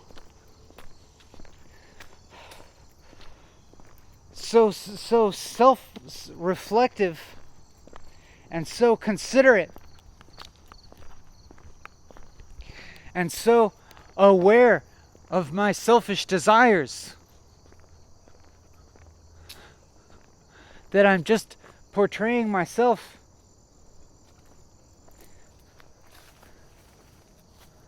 as having saintly qualities of self-effacement.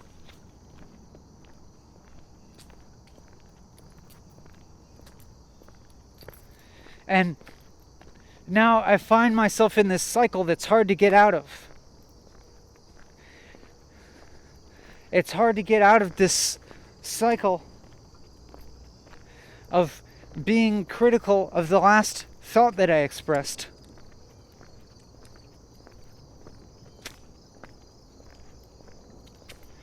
Critical on the basis of expressing certain thoughts with the self-serving motivation of portraying myself as being a good person.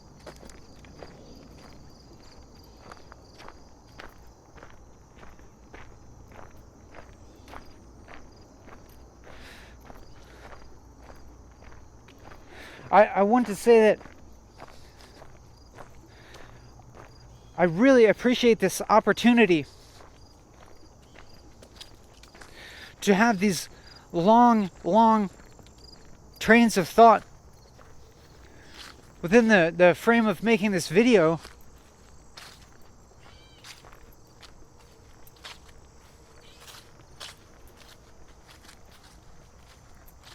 Because I can imagine that if I were having this kind of train of thought in the context of a relationship with another person,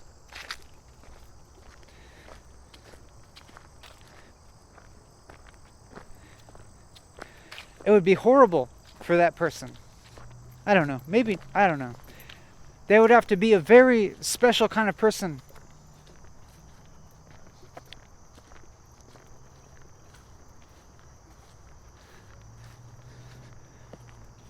to listen to me have this kind of continuous thought process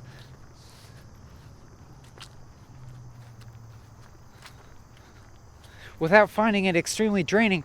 But yeah, I don't think I would ever subject somebody to that unless they wanted it. If I'm speaking in direct relation with another person who's with me in real life, or communicating in the same time on the phone or on Skype or something like that, of course I wouldn't speak continuously in a monologue. I would desire a dialogue.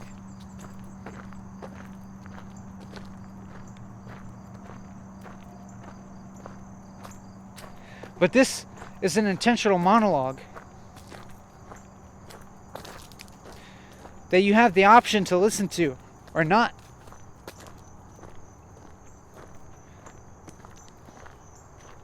And so I'm trying to keep this monologue interesting and engaging over a long period. Now I'm looking at this pawpaw tree to try to see if there's any fruit on it. There's grapes growing off a grapevine up there. And there's hawthorn berries growing off this hawthorn tree.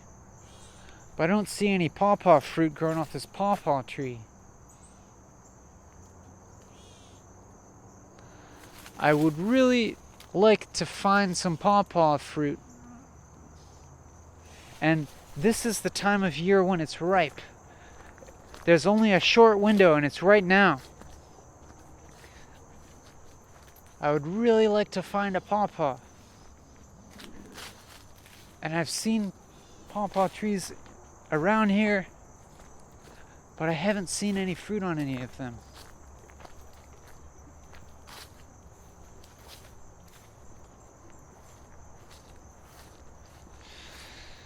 Oh well, that's how the cookie crumbles.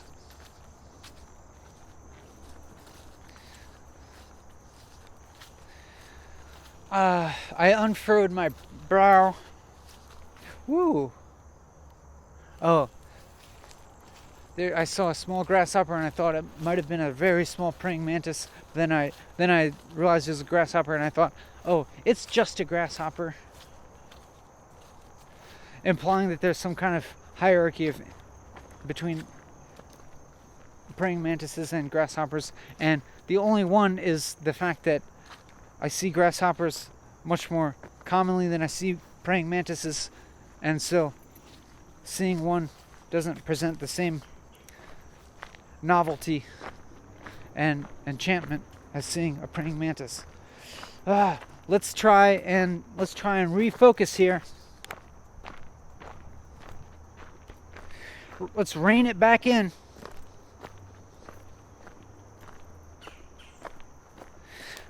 I think that I've been using some colorful language.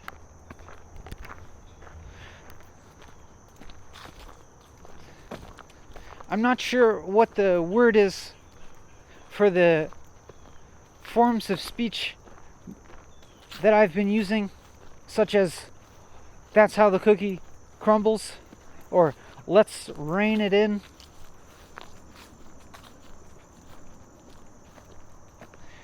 They're not, I don't think they're colloquialisms, because they're not part of colloquial speech.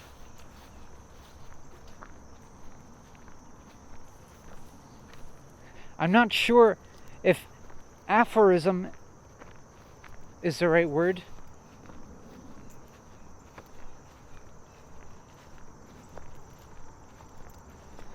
Oh well.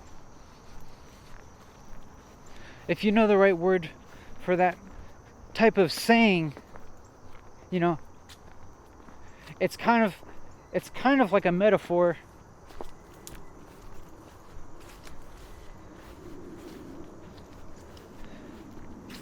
But it's another word for a saying.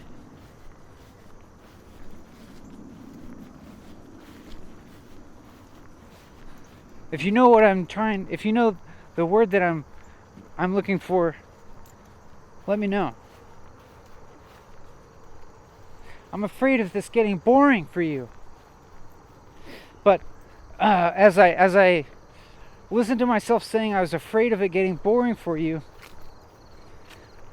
I felt a little bit amused by that. Frog.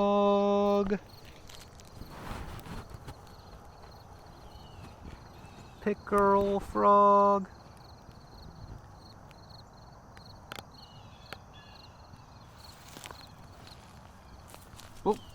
Oh, there it goes.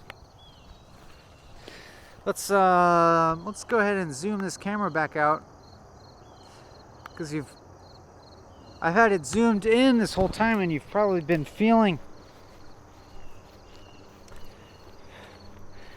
a little bit of claustrophobia.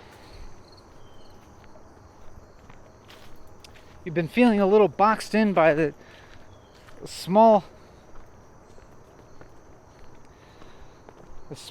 window of sight that's within your computer screen or your phone or whatever you're using to watch this video. So I've zoomed the camera all the way out so you can have a wider perspective. I don't know what the word is.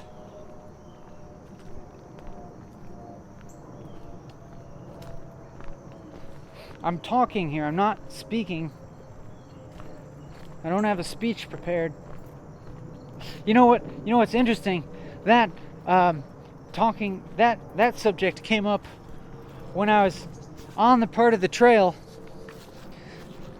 where I talked about it before today. When I was walking up that trail, I talked about the difference between speaking and talking. And then when I was walking back down the trail, I started talking about the difference between speaking and talking again, and those are the only 2 times I've talked about that. Coincidence? I think not.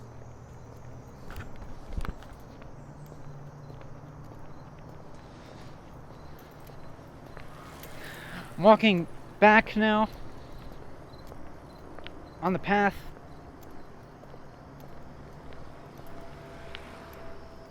I feel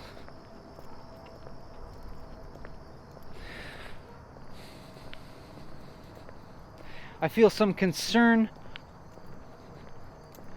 over maintaining the level of engagement in this video.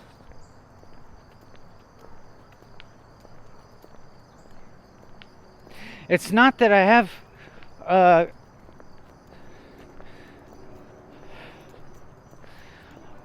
it's not that I'm worried about viewers tuning out. You want to sit with me? But I would like, if I'm able, to create an experience for you that's worth watching. And I like to think that I can create an experience for you via this YouTube video that will be more rewarding in the long run than watching most other YouTube videos. At least for some people.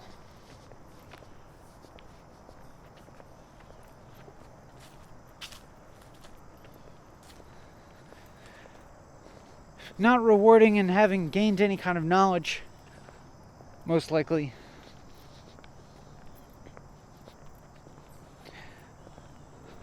But hopefully rewarding in a sense of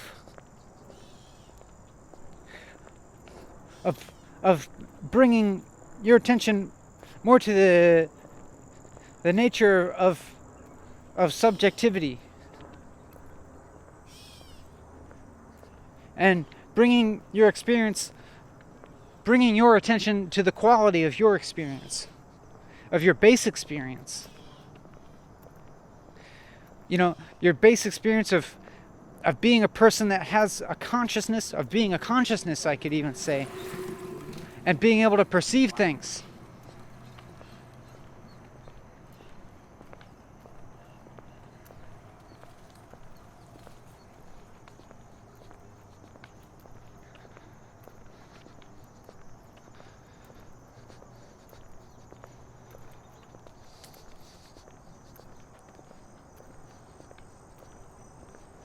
My brow is furrowed.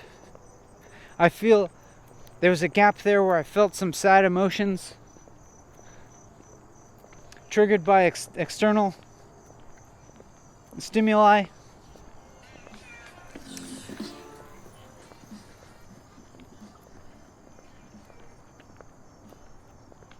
And now a mildly unpleasant nostalgic feeling, feeling like, I don't know, reverse nostalgia for days bygone. That is not desiring to relive my youth.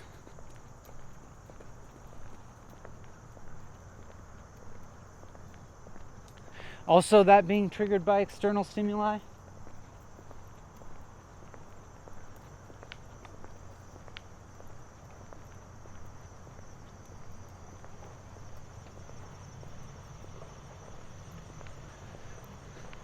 Just noticing more aural stimuli. That is sound. Yeah, I know what you're thinking.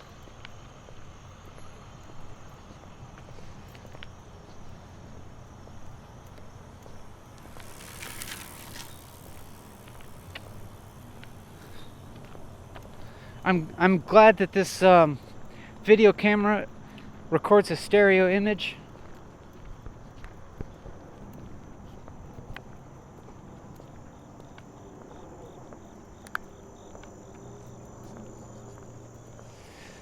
I'm continuing to feel this kind of wariness of my base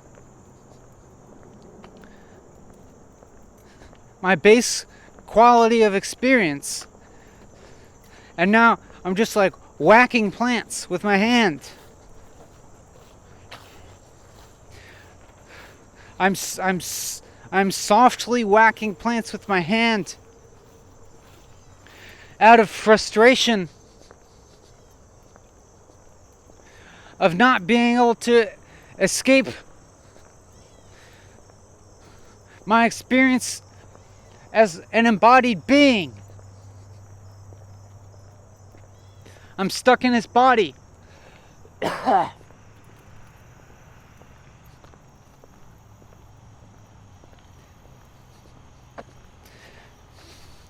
feel like I'll never get out. And I feel like when my body dies, then will I get out? Or will there be no more experience? There'll be no more me to get out. Am I my body? I don't know. I'm not.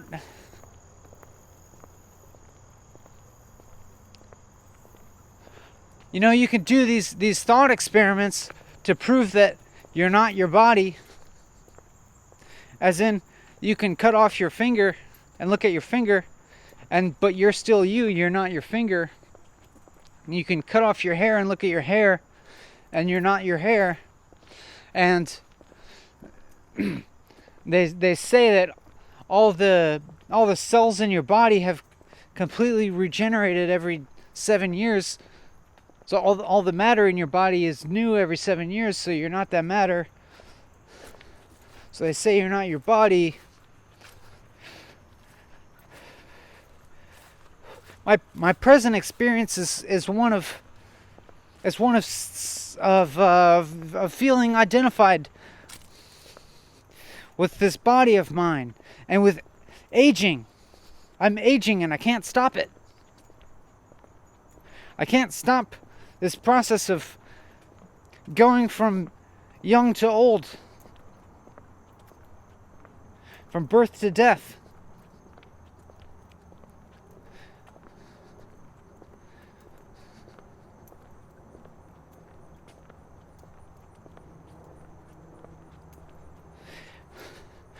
If I could stop my perception of time,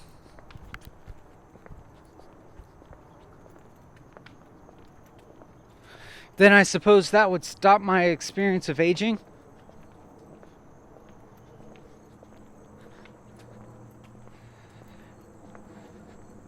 And if I could stop my perception of time, I don't know. That seems like that would stop my perception of my identity. Also, seems like it would stop identification.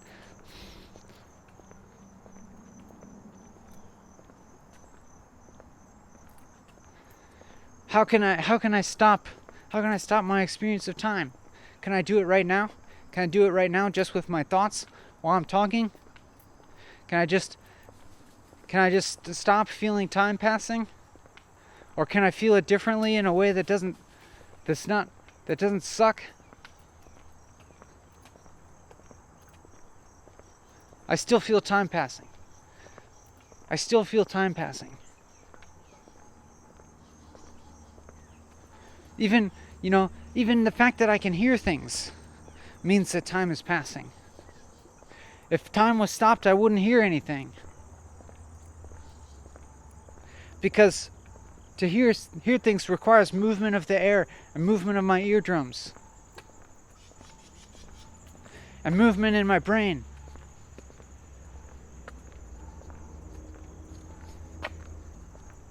Any kind of stopping is only relative. I can never get totally stopped. Ugh.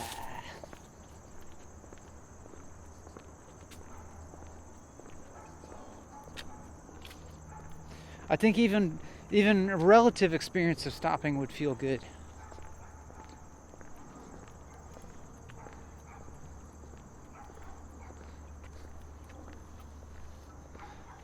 But I don't know. Maybe it wouldn't feel good. Maybe there wouldn't be anything to feel. Actually, I think there wouldn't be a good to feel. Because good is like a comparison. Good requires a perception of time. Because it's comparison, you have to have memory or imagination of something else that's bad.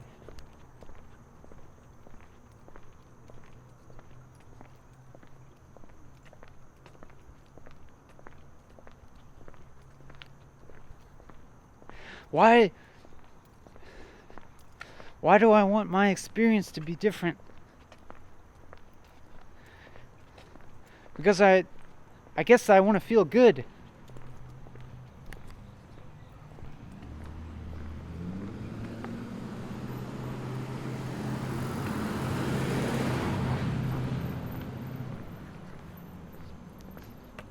I want to feel a type of good that's more substantial than pleasure.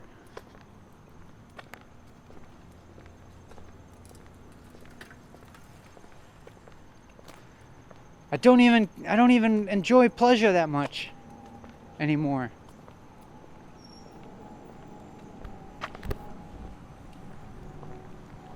I don't like eating ice cream. You good? Not really.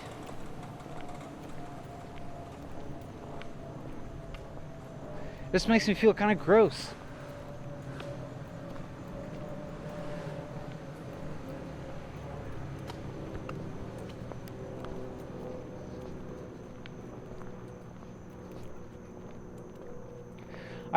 I think that theoretically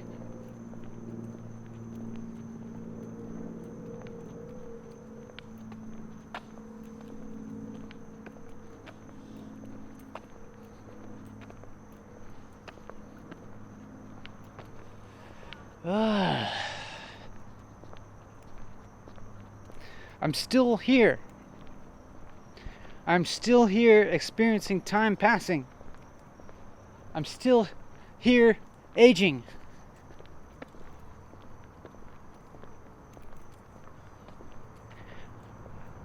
I've always been aging. As long as I've existed.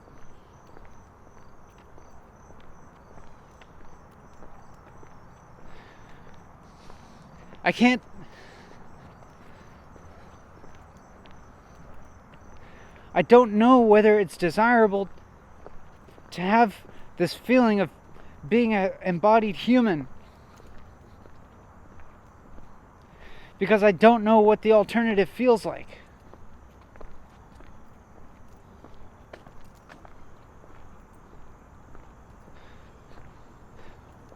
And I kind of wonder if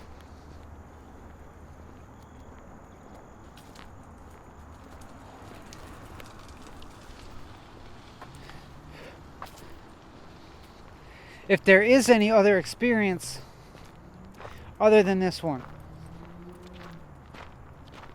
that I'm having.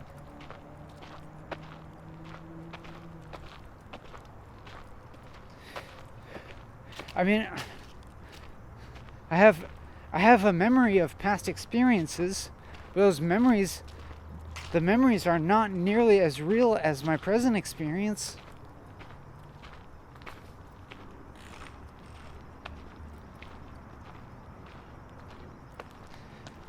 And I can imagine possible future experiences, and those are also not nearly as real as my present experience. The memories of the past and the imaginations of the future, all they are is components of my present experience. I've done this thing before. I've gone through this thought process before. I can logically deduce that the present experience that I'm having is the only experience.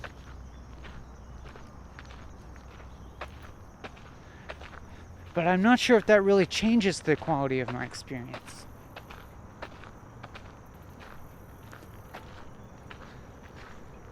I don't feel happy or sad. I do feel some... I guess I feel some kind of searching. I don't know. Maybe I'm going to give up at some point. Give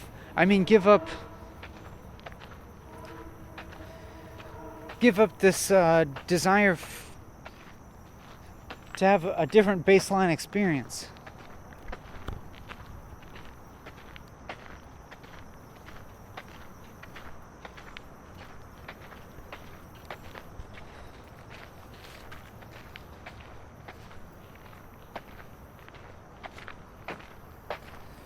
But my brow was definitely very furrowed just then.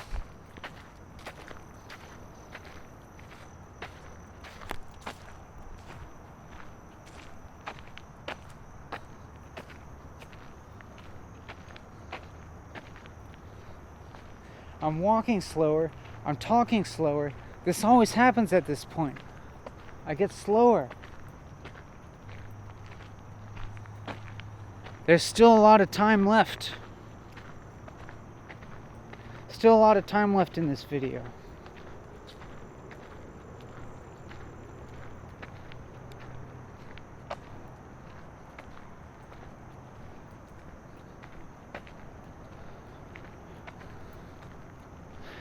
Am I suffering?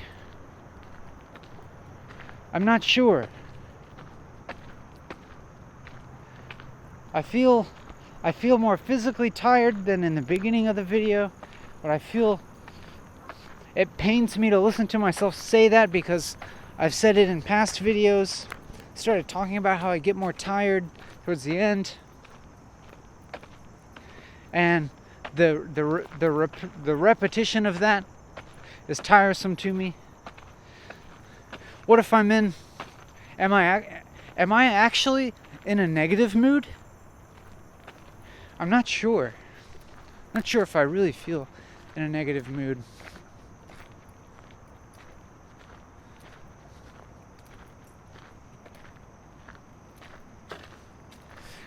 My inflection has a certain quality to it that was causing me to wonder if I was in a negative mood.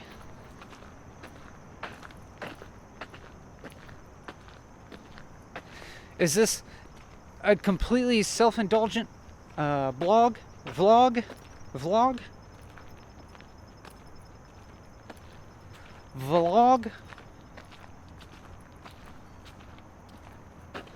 I'm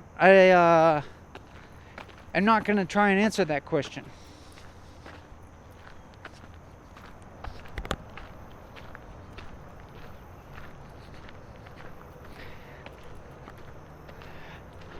I have the thought maybe I'll retrace my steps of this walk to make it as symmetrical as possible.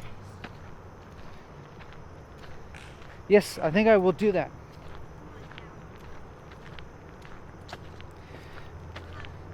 Because I turned around and reversed my path right about the midpoint. And so I can make a very symmetrical video in terms of where I'm walking. I'm not going to try and speak backwards and say everything that I said in reverse.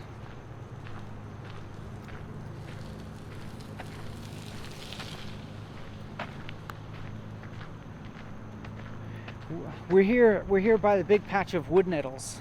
I'm just resorting to describing this patch of plants that I'm walking past.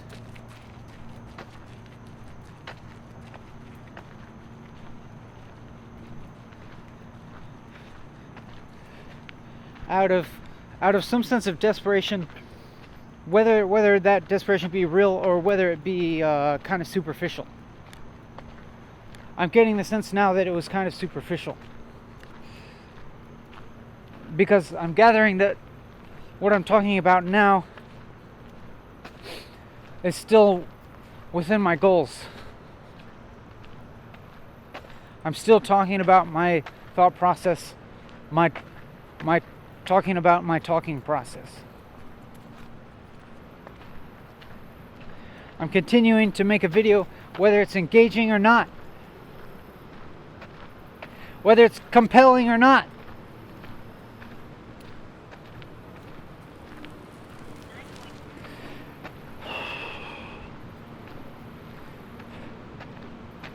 And then I had all sorts of judgmental thoughts about myself as a person just now. Intense ones. Intense self-judgments.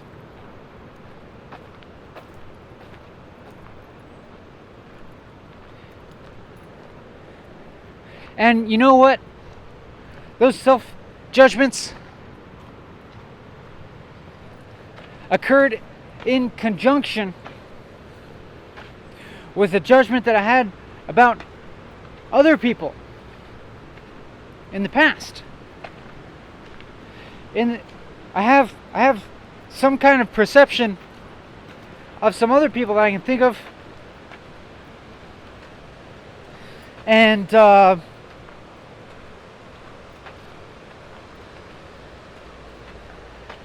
perception had some negative aspects to it. There was some negativity in the perception that I had about another person in the past. And then, just now, I had a self-judgment in which I compared myself to that person and felt negative about myself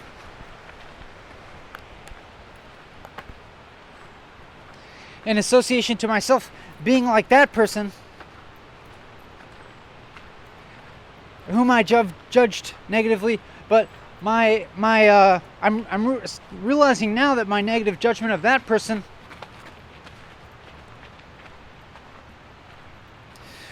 resulted from evaluating them based on my perception of society's values at large. And I'm realizing that I don't have to accept those values.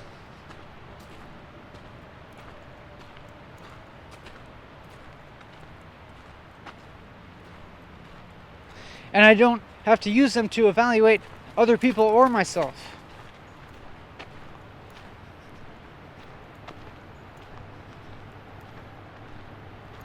I notice a strong correlation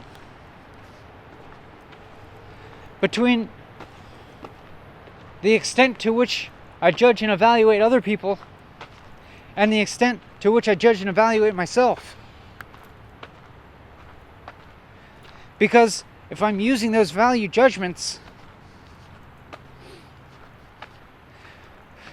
then they're going to apply to both myself and other people.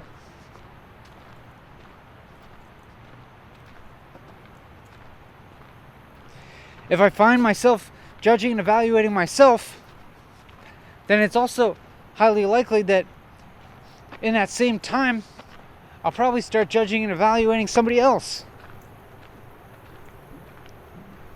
And I notice myself doing this, and I think it's ridiculous.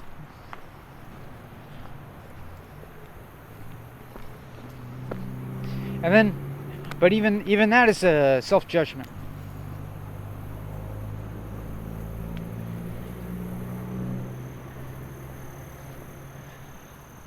I'm retracing my steps and going as backwards as possible, making my geographical trajectory as symmetrical as possible. And here you hear me using 3 words in one sentence that all have sophisticated scientific connotations. At least to me they do. I might be over judging and evaluating here. And I'm drawn towards exploring another geographical location that I didn't explore in the first half of this video. But I'm going to restrain my interest. I'm going to restrain my curiosity in order to indulge my desire for symmetry by going back the same way I went before.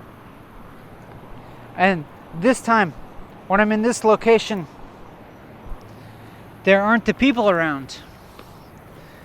And so there'll be that much more of my attention to devote to speaking. And similarly, this being the second time that I've traversed this particular ground, theoretically, it should require less of my attention to maintain my physical safety. Thus, I can devote more of my attention to talking to you. I have to also make sure to keep an eye on the video camera, because I feel like I'm getting to that point where the batteries are going to run out sometime soon, and I gotta notice that as soon as possible so that I don't continue talking without recording.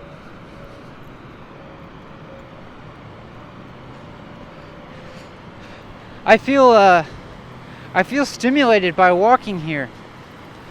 I feel stimulated by the mild sense of danger. I feel stimulated by the path itself that I'm walking on,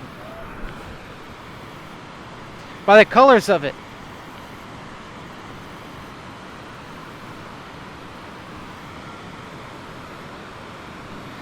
What next am I going to say? What am I going to say next? To word it a little differently. Am I sick of hearing myself talk? I'm not sure. It's yes and no. Yes and no.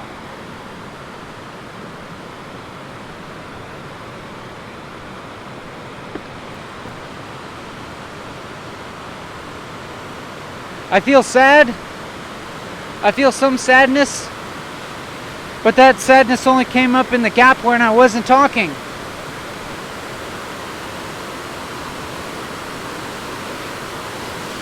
Is this real? Is what I'm talking about real?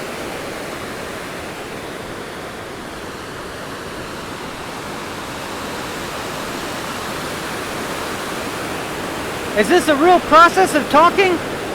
Is this really a generative process?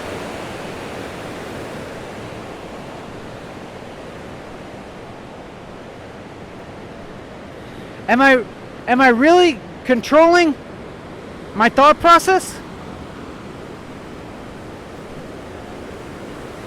Am I really regulating my emotions?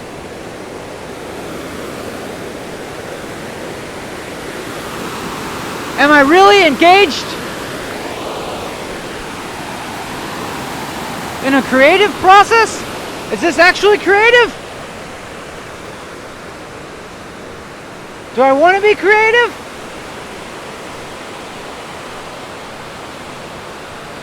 It feels nice to yell here because of the background noise. And it's a more pleasant background noise. To me, at least. What than a jackhammer? Is that, or is that just a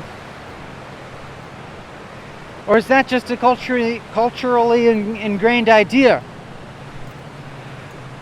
That sounds of nature, quote unquote,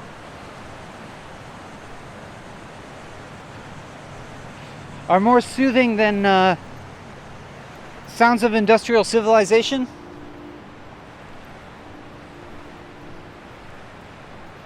Can't we move beyond that dichotomy?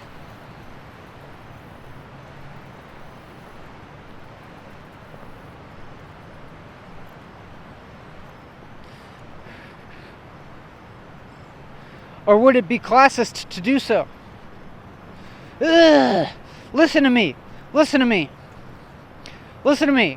philosophizing like a leftist.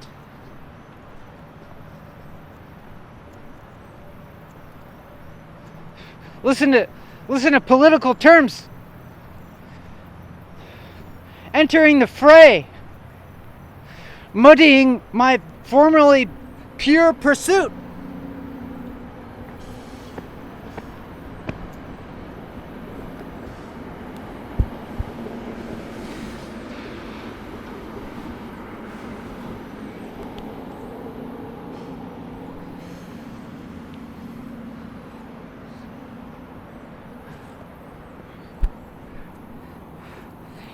It's not that the message has become didactic exactly,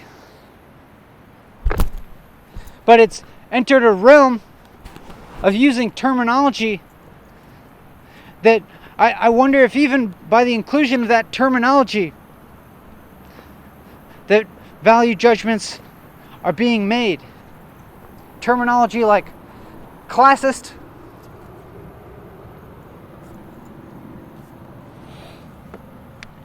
terminology like industrial civilization. That's not so much. I don't think that has any value connotations as far as I'm concerned.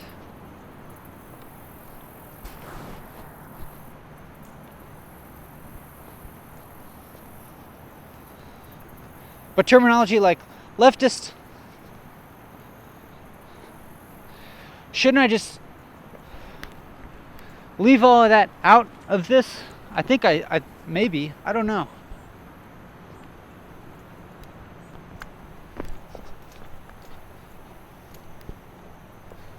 I have to keep a close eye on the battery meter,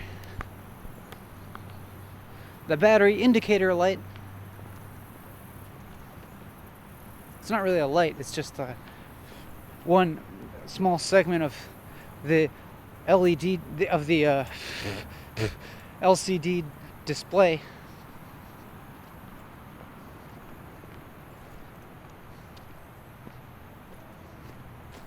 Is that when I said LCD display, was that redundant?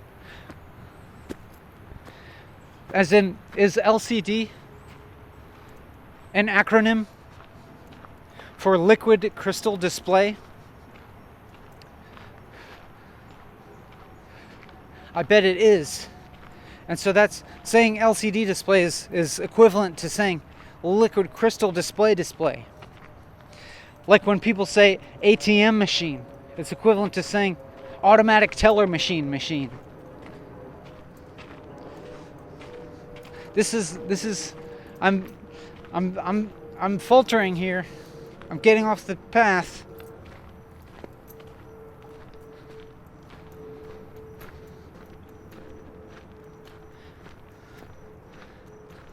I still got a lot of time to fill here. Still got to keep talking for a while. Don't have to. Don't need to think about it that way. Don't need to talk about it that way. I want to. I want to continue talking.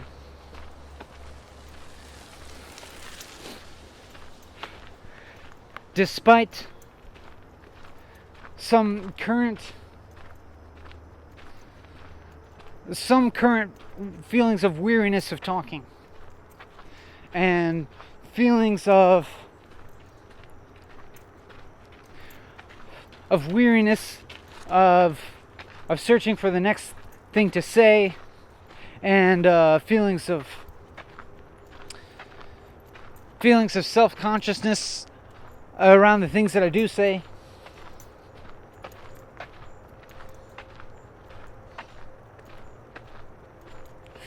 Wondering, feelings of potentially judging this video.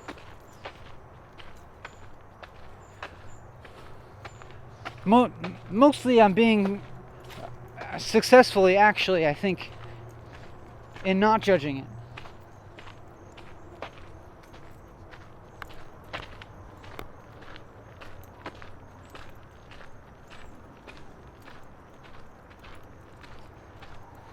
If you are watching this video and you feel like you should be watching previous ones all as well, I don't think that you should necessarily... Here's the butternuts again. Should I pick them up?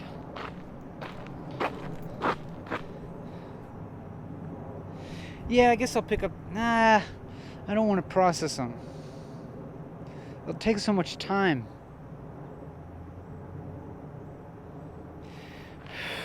Yeah, I guess I'll pick them up. But then I'll have the holes at home. I'll need to take the holes off here.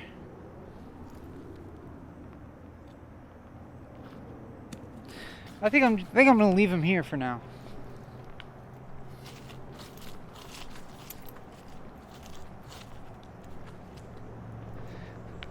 Maybe I'll get them later.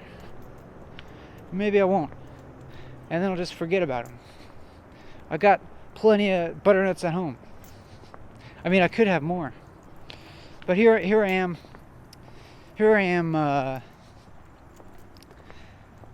Vacillating. I think that's the word. Vacillating. Between the option of collecting the butternuts and bringing them home and leaving them there.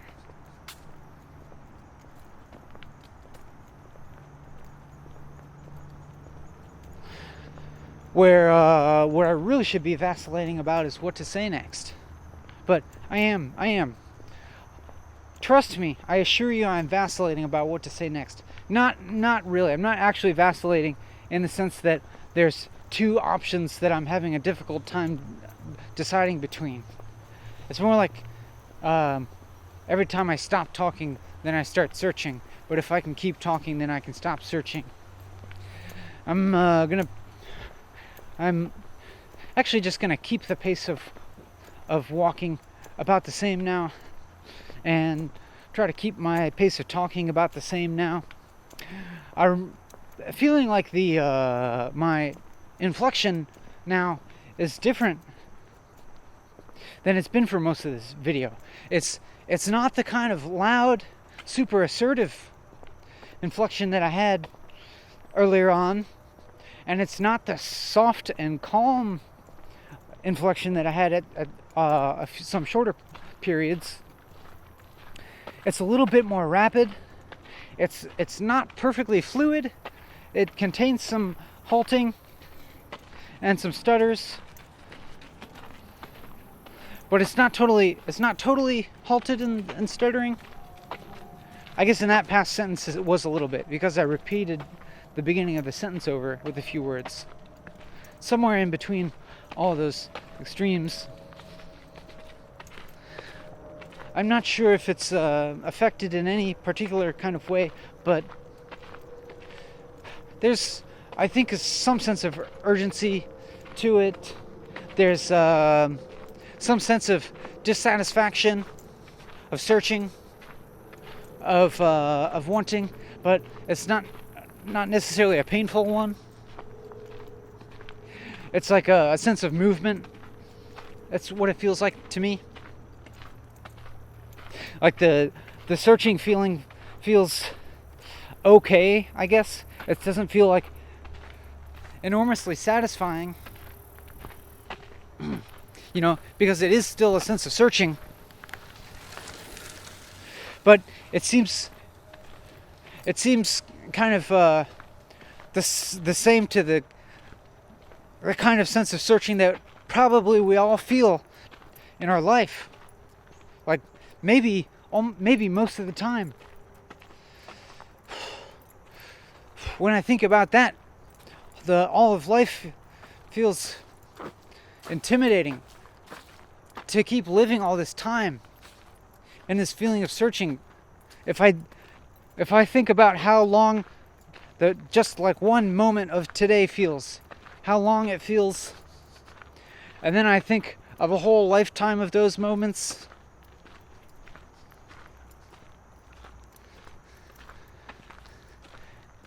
and if I were to feel like this quality of searching that for that whole life, it doesn't sound appealing to me.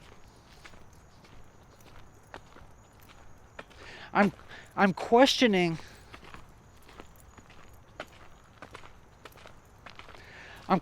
the worthwhileness of bringing more beings into the world. Or another way of putting that is I'm questioning the morality of having kids. Because you bring a person into the world really without their consent. Hey, there's a big ass turtle all the way out of the water, sticking his head up.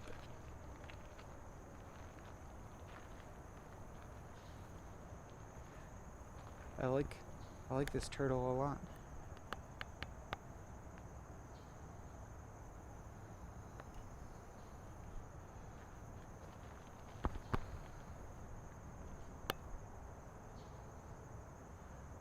I like how he's reaching his head upwards.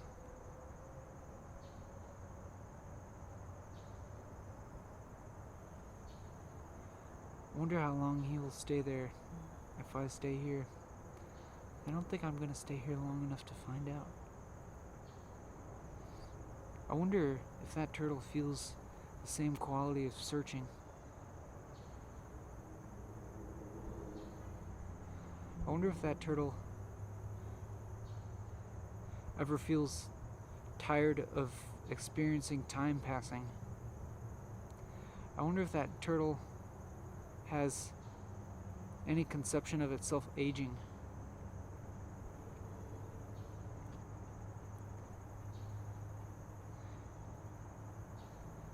I wonder if that turtle dislikes the experience of aging, if it has it. And I wonder if that turtle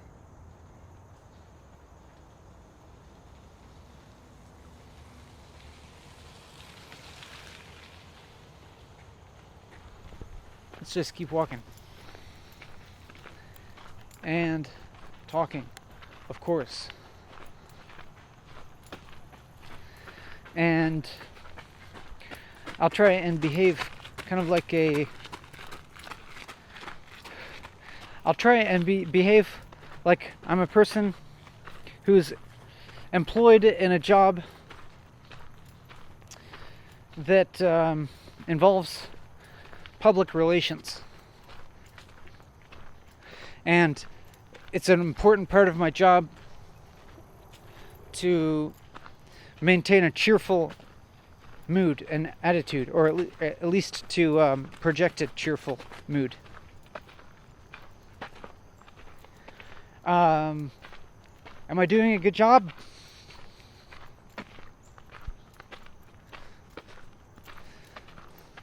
I don't think so.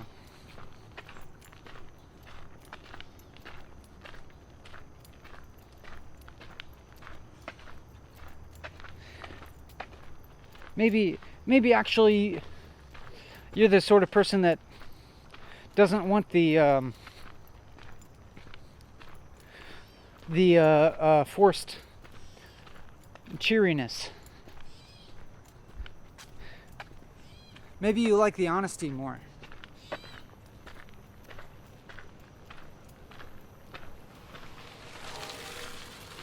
But I'm at least trying to have a neutral mood as opposed to a negative one.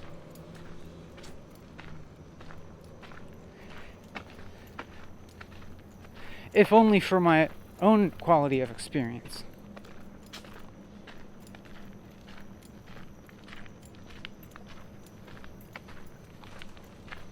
Whoa.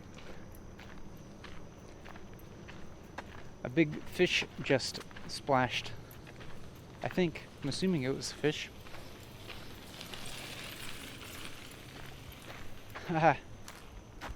There's, I don't know if you'll be able to see this, but there's a really small turtle floating in the middle of that water. Just floating there with his head above the water.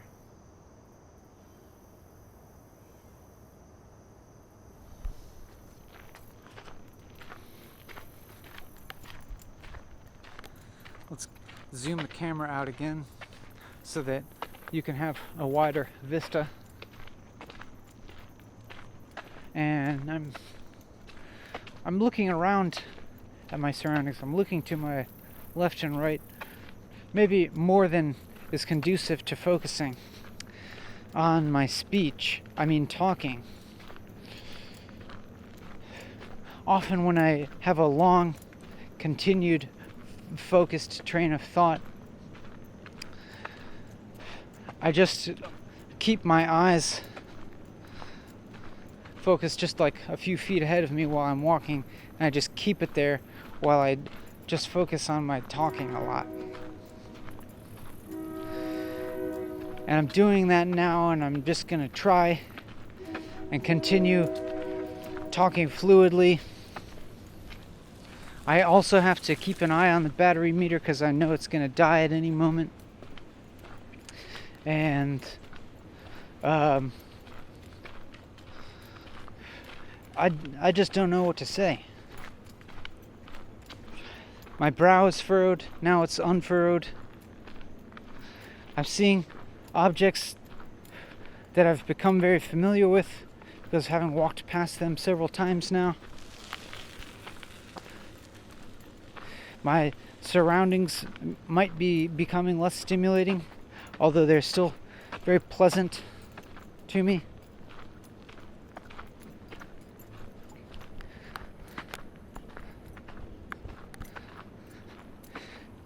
It's funny that I feel like I had the thought of I've run out of things to talk about. I've said everything that there is to say. But that's actually kind of ridiculous because from the very beginning I didn't have anything to talk about. The whole time I'm always out of things to say. I've always already said everything that needs to be said. Look at this. Look at this tape with arrows on it. Pointing, a bunch of arrows pointing at the next arrow. Whatever. It's a thing. Who cares?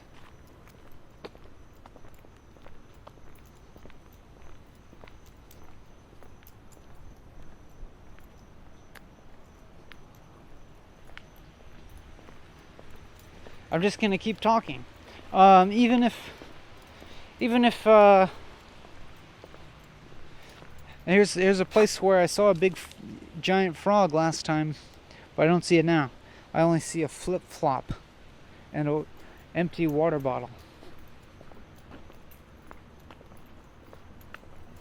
Just gonna keep talking and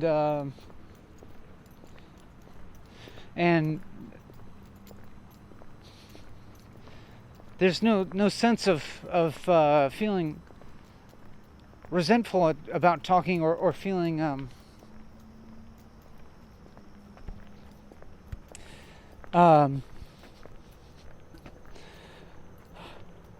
yeah, there's no sense in feeling like I just have to keep talking. So there's no sense in like talking and feeling bad about talking, because keeping in mind the fact that I can choose to stop talking at any moment. Here, looking at the battery meter again, still going. Actually, you know what I can do? I can just change the batteries now to the fresh ones before it stops by itself, because I'm confident that the fresh batteries have enough juice in them to last to the end of the video. So I'll go ahead and stop the video now and transition to the fresh batteries. No more worrying about whether the batteries are about to die. Am I maybe making the world a worse place by making this video and this whole series of videos? For one, I'm walking and I'm consciously refraining from interacting with any of the people that I pass in real life. And that has some small effect on their experience. That is, perhaps they would have desired an interaction, even if it were as slight as exchanging pleasantries, but instead they experience a guy just walking and talking into an electronic device and completely ignoring them. And so perhaps that contributes to an increasing sense of isolation for them. And so it encourages them to pursue other means of fulfilling their needs, and maybe it leads them to unhealthy strategies for meeting their needs, like certain types of sensory stimulation that would have negative effects on their overall well-being. For example, maybe they go and look at Facebook because they feel so lonely because people don't talk to them on the bike path, because they're all looking at their phones and talking into electronic devices, just hypothetically. And then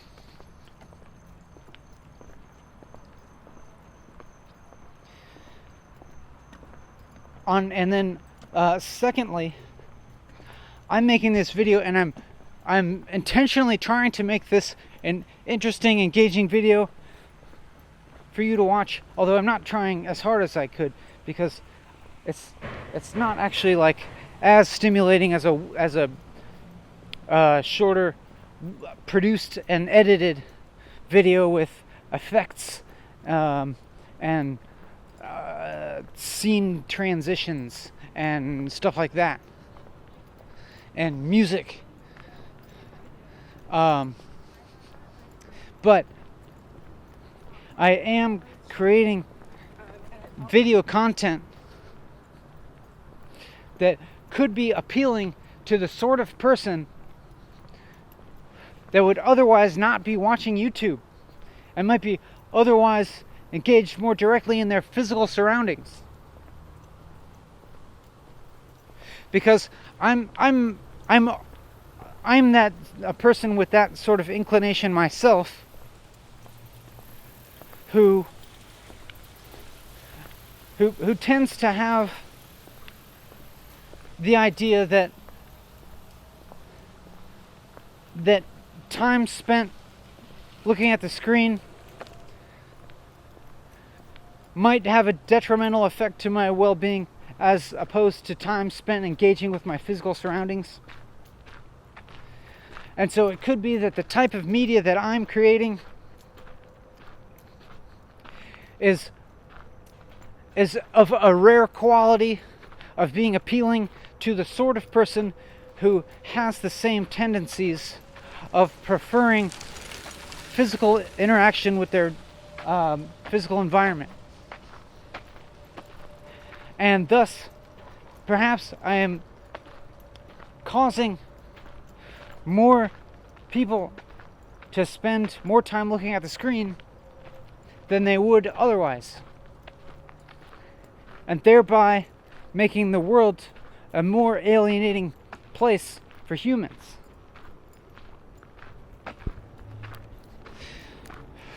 But then I wonder if there's a longer term picture, a bigger picture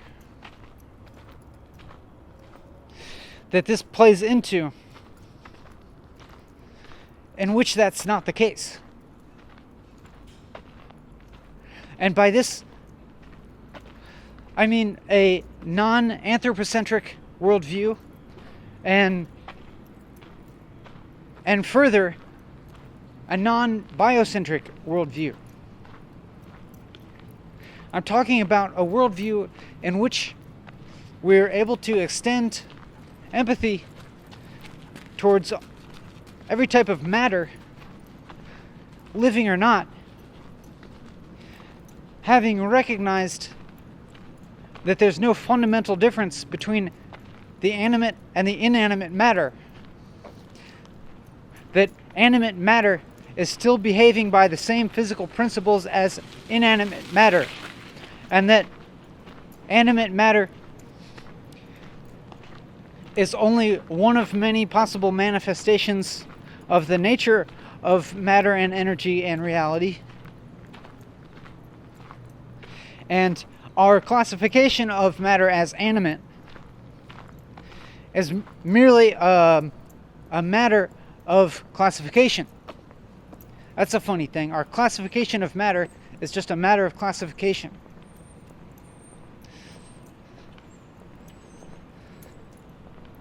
That is, identified as we are, as beings that are alive, we are prone to recognize other manifestations of matter, other patterns of matter and energy that are similar to our own, the pattern that we are, and we recognize them as living. So we see an ant and we recognize it as another living being,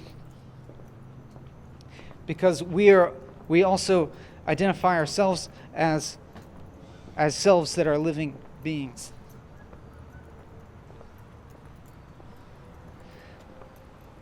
But inanimate matter, not having a sense of self, I imagine, sees no hierarchy between the living and the inanimate. And by bringing the word hierarchy, I also draw attention to the fact that not only do we distinguish between inanimate and animate matter, but we tend to value animate matter above inanimate.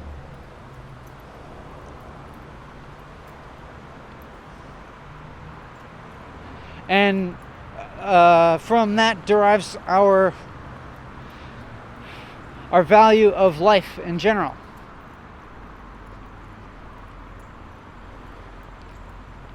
And there seems to be a progression of of our sphere of empathy, starting from ourself,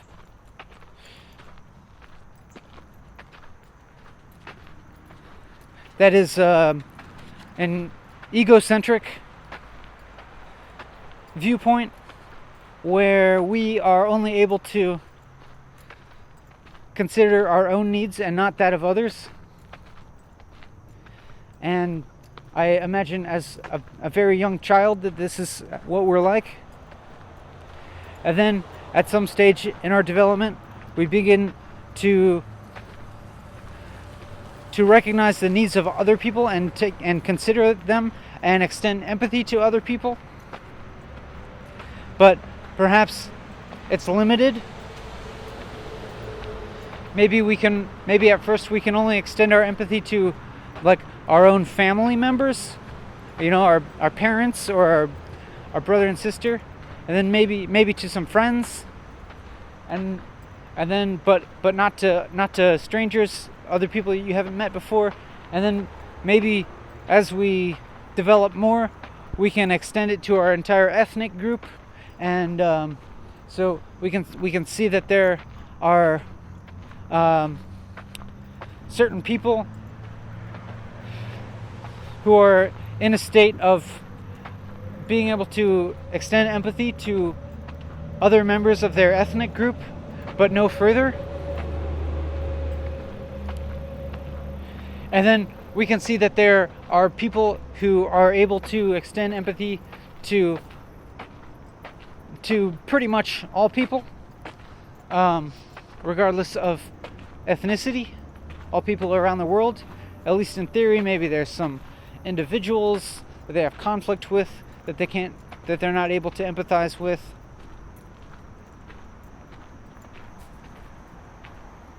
Hey, check out that void. And then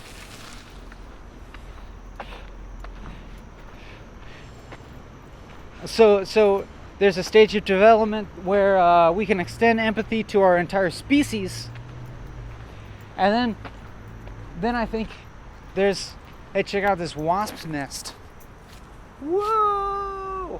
Look at those wasps. Holy cow, they look intimidating. Those look scary if they were to swarm on you.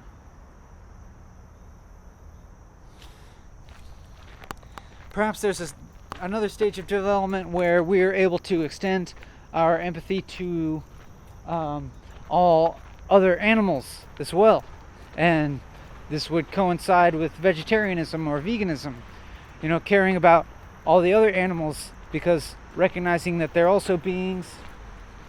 And then beyond that, maybe we begin to extend empathy to all life forms, including plants and funguses and bacteria. Maybe bacteria is a little bit of a stretch because obviously pretty much anyone will prioritize their own health over infectious bacteria, pathogens, but that does not necessarily imply that their sphere of empathy cannot include them. Just because you may prioritize yourself or those closest to you above those farther removed from you in similarity doesn't necessarily mean that your sphere of empathy is not able to encompass them. So I'm starting now. I'm imagining a further stage of development where we can extend our sphere of empathy beyond just other living organisms to encompass all matter itself and all of existence. And what if we were able to do that to an extent that we didn't experience any hierarchy?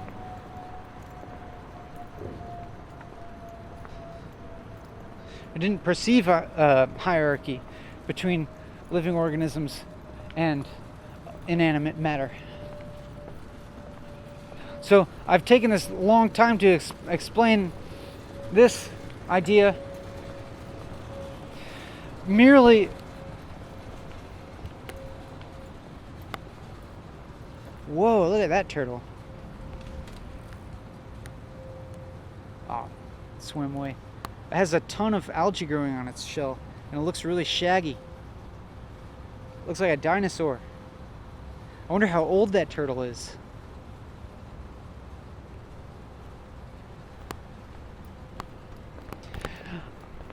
I've taken all this time to explain this possibility of extending empathy to inanimate matter. Perhaps it's only a way of rationalizing my action of creating these long videos that you might be watching where you would otherwise be interacting with your physical surroundings, or maybe interacting with other people or other living organisms, as opposed to a computer. And this rationalizes it, and that this activity of looking to the screen, looking to the computer for qualities like connection and intellectual stimulation and sense of wonder and engagement, or even maybe going so far as some kind of spiritual qualities, maybe at least aesthetic, as aesthetic stimulation, but yeah, possibly even some form of spiritual enrichment. Perhaps this process of looking towards the computer screen for these types of things is a process of moving towards a world that's less hierarchical,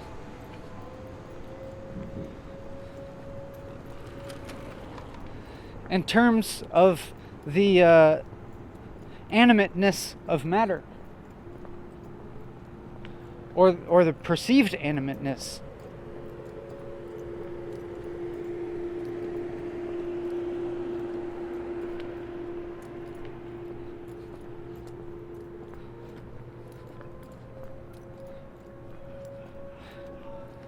I know we value life.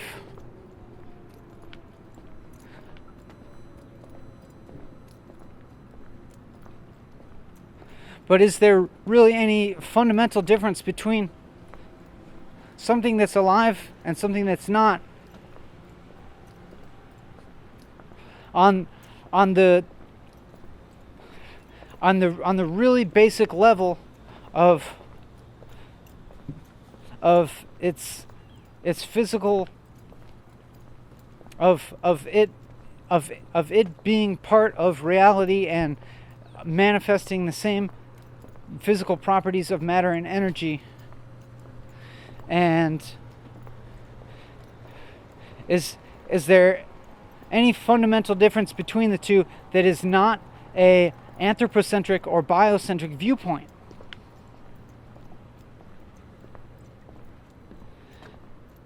That seems like the real question.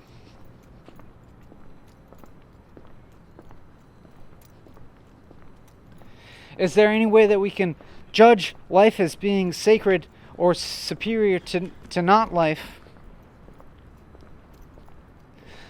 without being completely biased by our status as being living beings?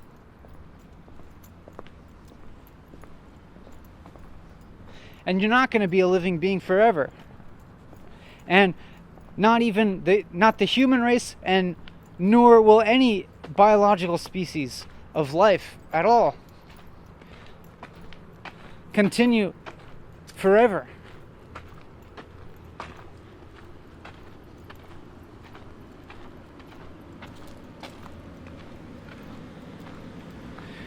I don't think the planet Earth will continue forever.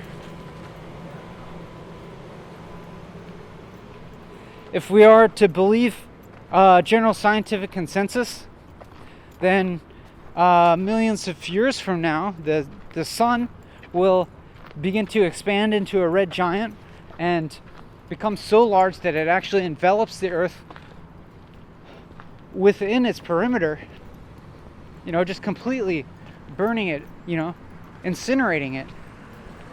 But even well before it envelops it, it will incinerate the Earth before it even envelops it, because it will be sending so much heat energy onto the Earth that no form of biological life is possible whatsoever, It would be like asking, could we live on the sun?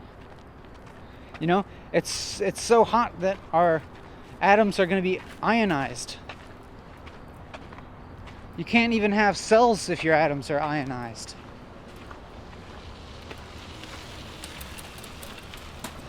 So this is all just to say that life's not going to last forever. And everything that we are, everything that's alive is going to have to deal with the state of being not alive. You're going to have to deal with it.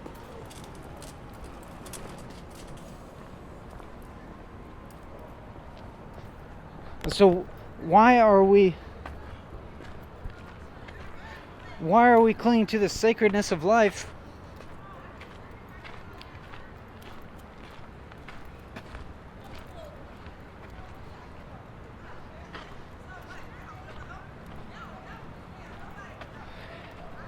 and valuing it above everything else?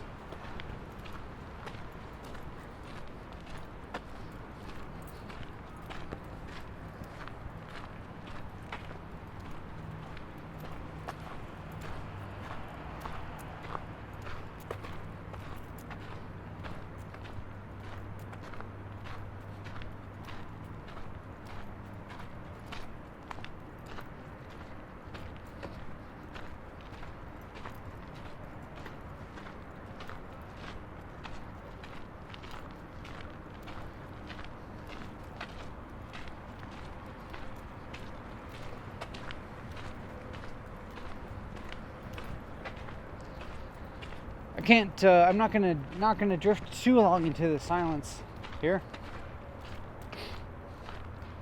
Here's a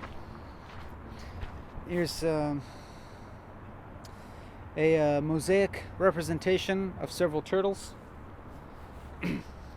Not only is it it's not actually a mosaic representation of turtles. Actually, it's more likely an LCD display that you're looking at that's representing the mosaic that's representing the turtles.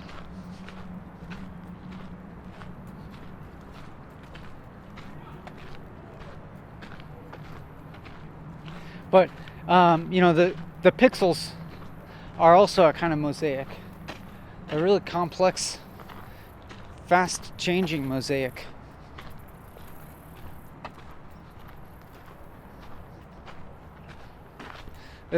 This mosaic that I'm looking at is really just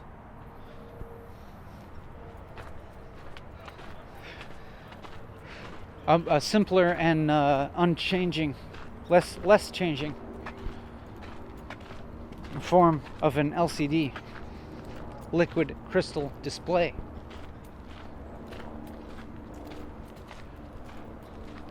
And here I go again, continuing to walk and completely ignore the people around me. Just I'm interacting with you, and in another sense, I'm interacting with you as a human primarily. In another sense, I'm actually here just interacting with the video camera. I'm just talking. In another sense, I'm talking to just an electronic device right now. It's funny to me to talk about talking to just an electronic device, because it causes me to see myself in a slightly different light. That's kind of funny to me. I just saw on top of one of these columns or pedestals or whatever the hell these are, 2 unshelled pistachios, and they looked like the type of pistachios that you get in a bag where they're pre-cracked, but you get a few of them that don't have that pre-crack, so you can't pull the shell apart with your fingers very easily, so you just leave them in the bag, or you put them back in the bag until you get down to the bottom of the bag and there's nothing left but the ones that are hard to crack. So that also And then somebody instead just left those there on top of a column.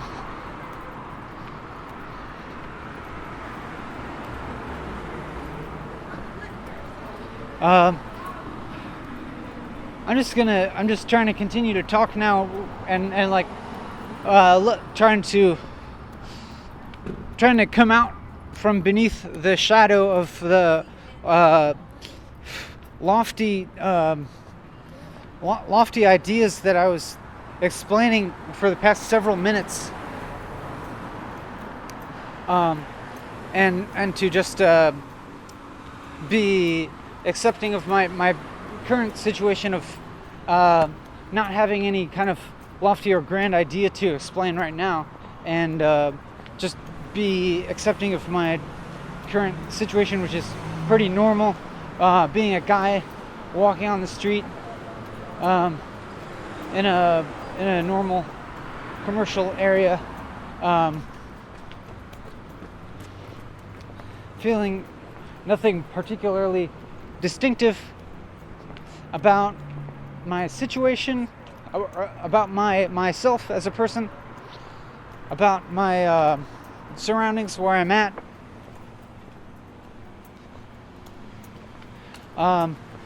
Maybe I do feel some kind of feeling of distinction about the activity that I'm doing right now,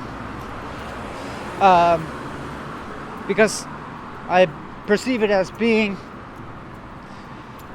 fairly unique as far as I can tell, at least I suppose, at least in its duration.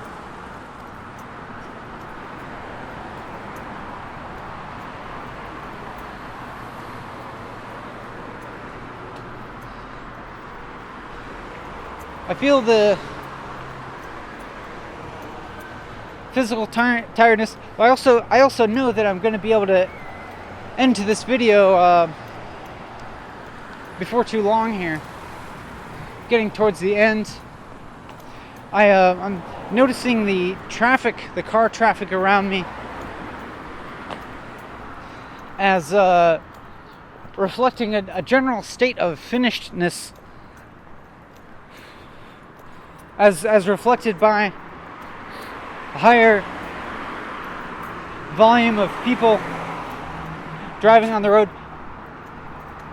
from after finishing work, I'm assuming, driving home from work. And I'm about to join them in spirit at the end of this video.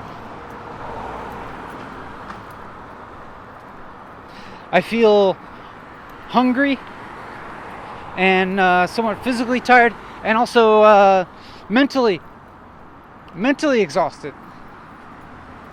But feel all these things in a somewhat satisfying way, knowing that pretty soon I'll be able to change what I'm doing to better fulfill my current physical and mental needs. even though also I have some plans that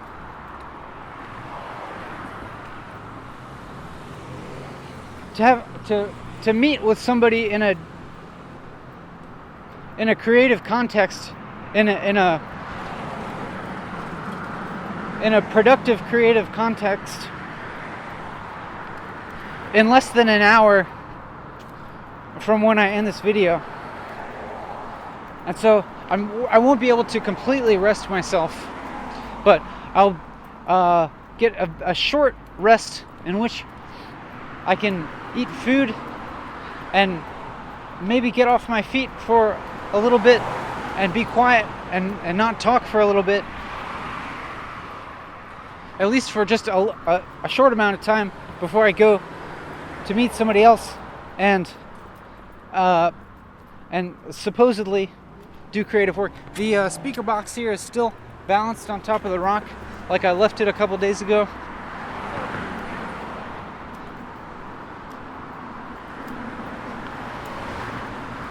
Maybe if you're somebody who knows where I am, if you know where I'm walking, you can go and move that speaker box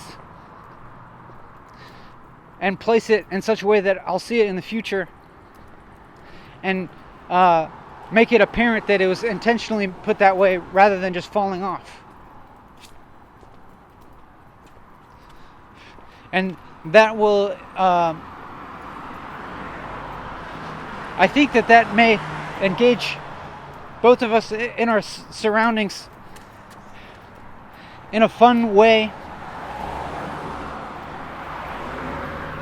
that is rare in our current paradigm. That's different from the normal way that we interact with the world. Whether it's preferable, I don't know, but I think it would at least be enjoyable for the two of us.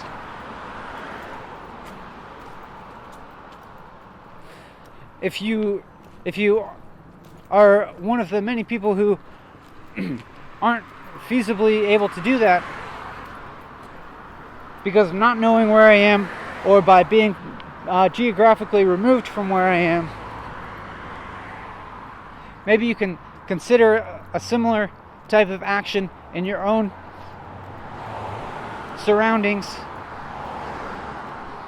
If you notice an object that resides in your daily path, maybe you can alter it in a way that makes it noticeable, and that would perhaps provoke other people to notice it being altered in some way, and provoke them to perhaps alter it further and engage in a type of dialogue with a person who they can't identify, don't know who they are.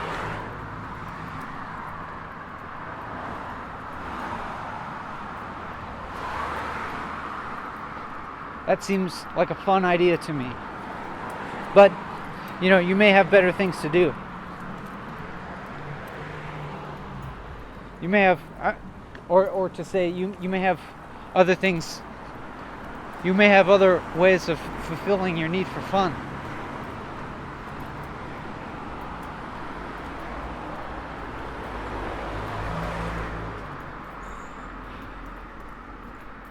I wonder,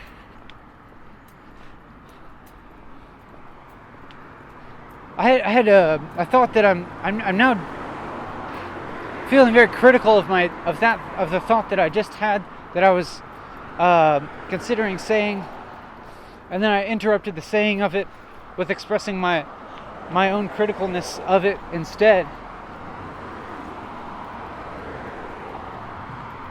But it was something like I was wondering if I am being as heartfelt as I could be, being as vulnerable as I could be, being as emotionally honest as I could be.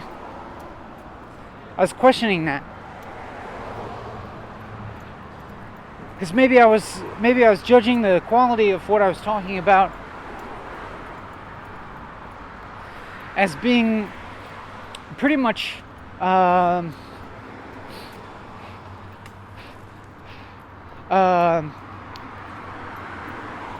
somewhat devoid of emotional affect, at least for the recent part, and stated in a somewhat flat, neutral tone. I think that's still what I'm doing.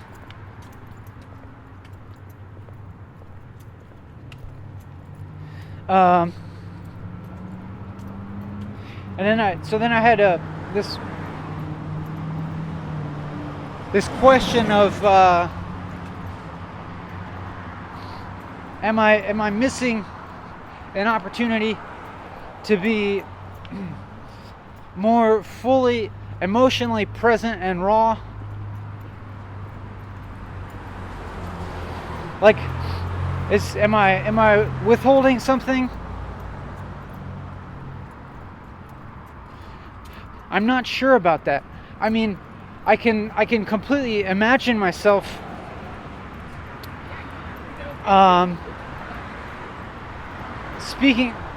switching topics and talking about certain subjects that would be highly emotionally triggering for me and could stimulate me to become very emotional. I certainly think that I could do that, but I'm not necessarily sure if that's totally necessary, or if by not doing that, if I'm being dishonest at all. And I'm not sure necessarily what the benefit would be of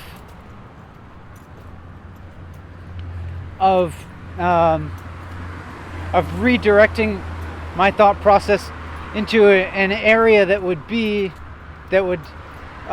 trigger more strong emotions.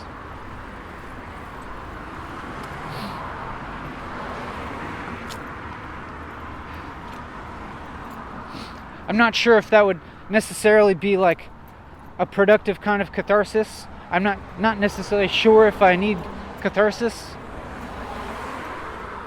I'm not sure. I mean, I did spend a lot of time in this video talking about the weariness and a kind of discontent that I feel of my base level experience of being a human, and to wanting to escape this experience of being stuck in my body and that sort of thing. And so maybe that could be an indicator that I could use some kind of catharsis, but I don't necessarily think that like intentionally triggering myself to get highly emotional would be a productive kind of catharsis, or whether it be a catharsis at all, or whether it would just be feeling those emotions. I don't know.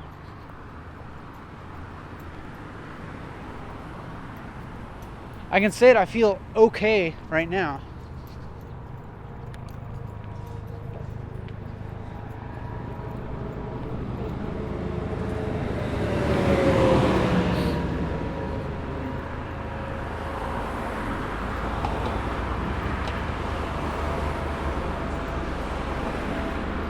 What if I went the rest of my life feeling okay?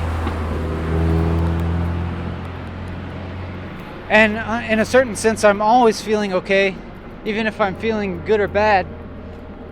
It's like I feel those emotions, and then underneath that, I feel just okay.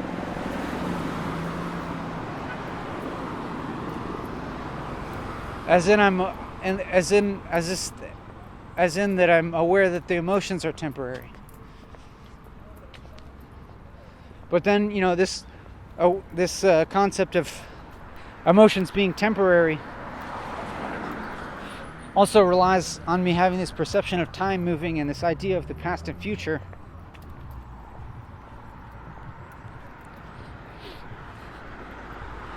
I think it would be cool to not even experience that and not not experience time passing and not experience emotions.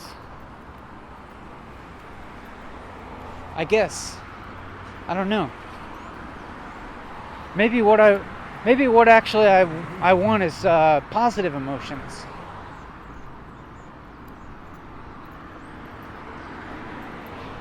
But by my own experience of life, I'm not sure if it's possible to have more positive emotions than I have negative emotions. As in, if I have positive emotions, I imagine that they're going to be dependent on conditions that will later be absent, and then I'll thus experience corresponding negative emotions. And if I'm experiencing negative emotions, then they may be related to certain conditions that may be absent or change, and then I will later feel corresponding positive emotions.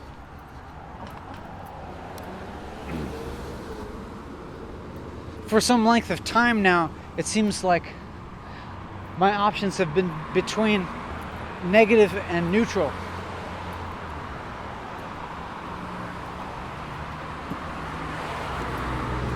And like maybe if I just go long enough feeling only either neutral or some degree of negative emotion, perhaps I'll just accommodate to that range of emotion, and neutral will be the new high, and somewhere in the middle of the negative will become the neutral.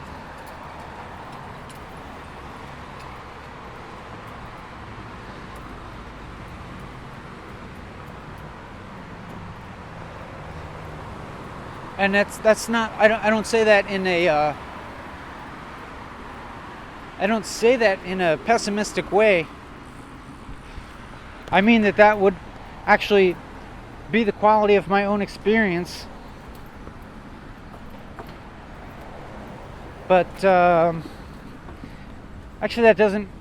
maybe that just doesn't make sense, because then neutral wouldn't turn into the high. Because the high would feel different than feeling neutral. And as I'm expressing high, neutral, negative here, they don't have any value other than my experience of them.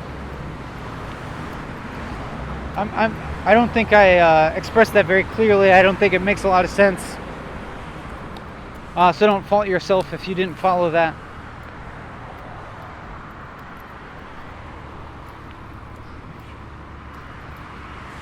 The general energy in this atmosphere of doneness, of going home after work, intensified by food smells in the air. People are going to eat dinner. That's what I'm gonna do.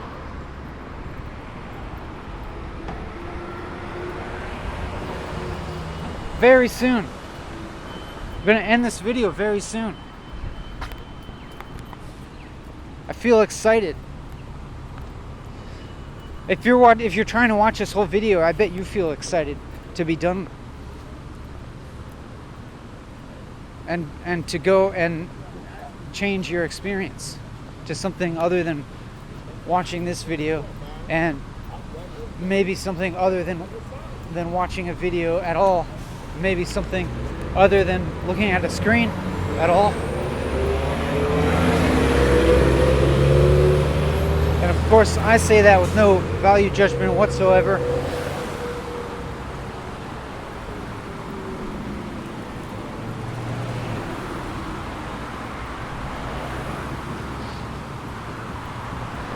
What if I did this, full time? What if I had recorded 40 hours a week of walking and talking? It would be as if it would be somewhat like making my entire experience available on the internet. And it would be like I wouldn't have much of a life outside of being on YouTube. It would be kind of like transferring my consciousness in some small way to YouTube.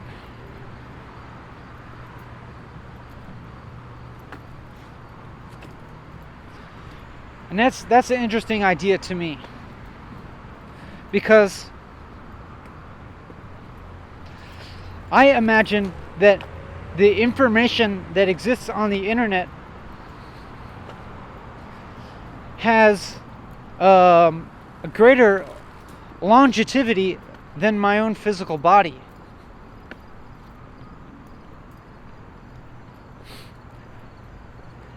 So if I were able to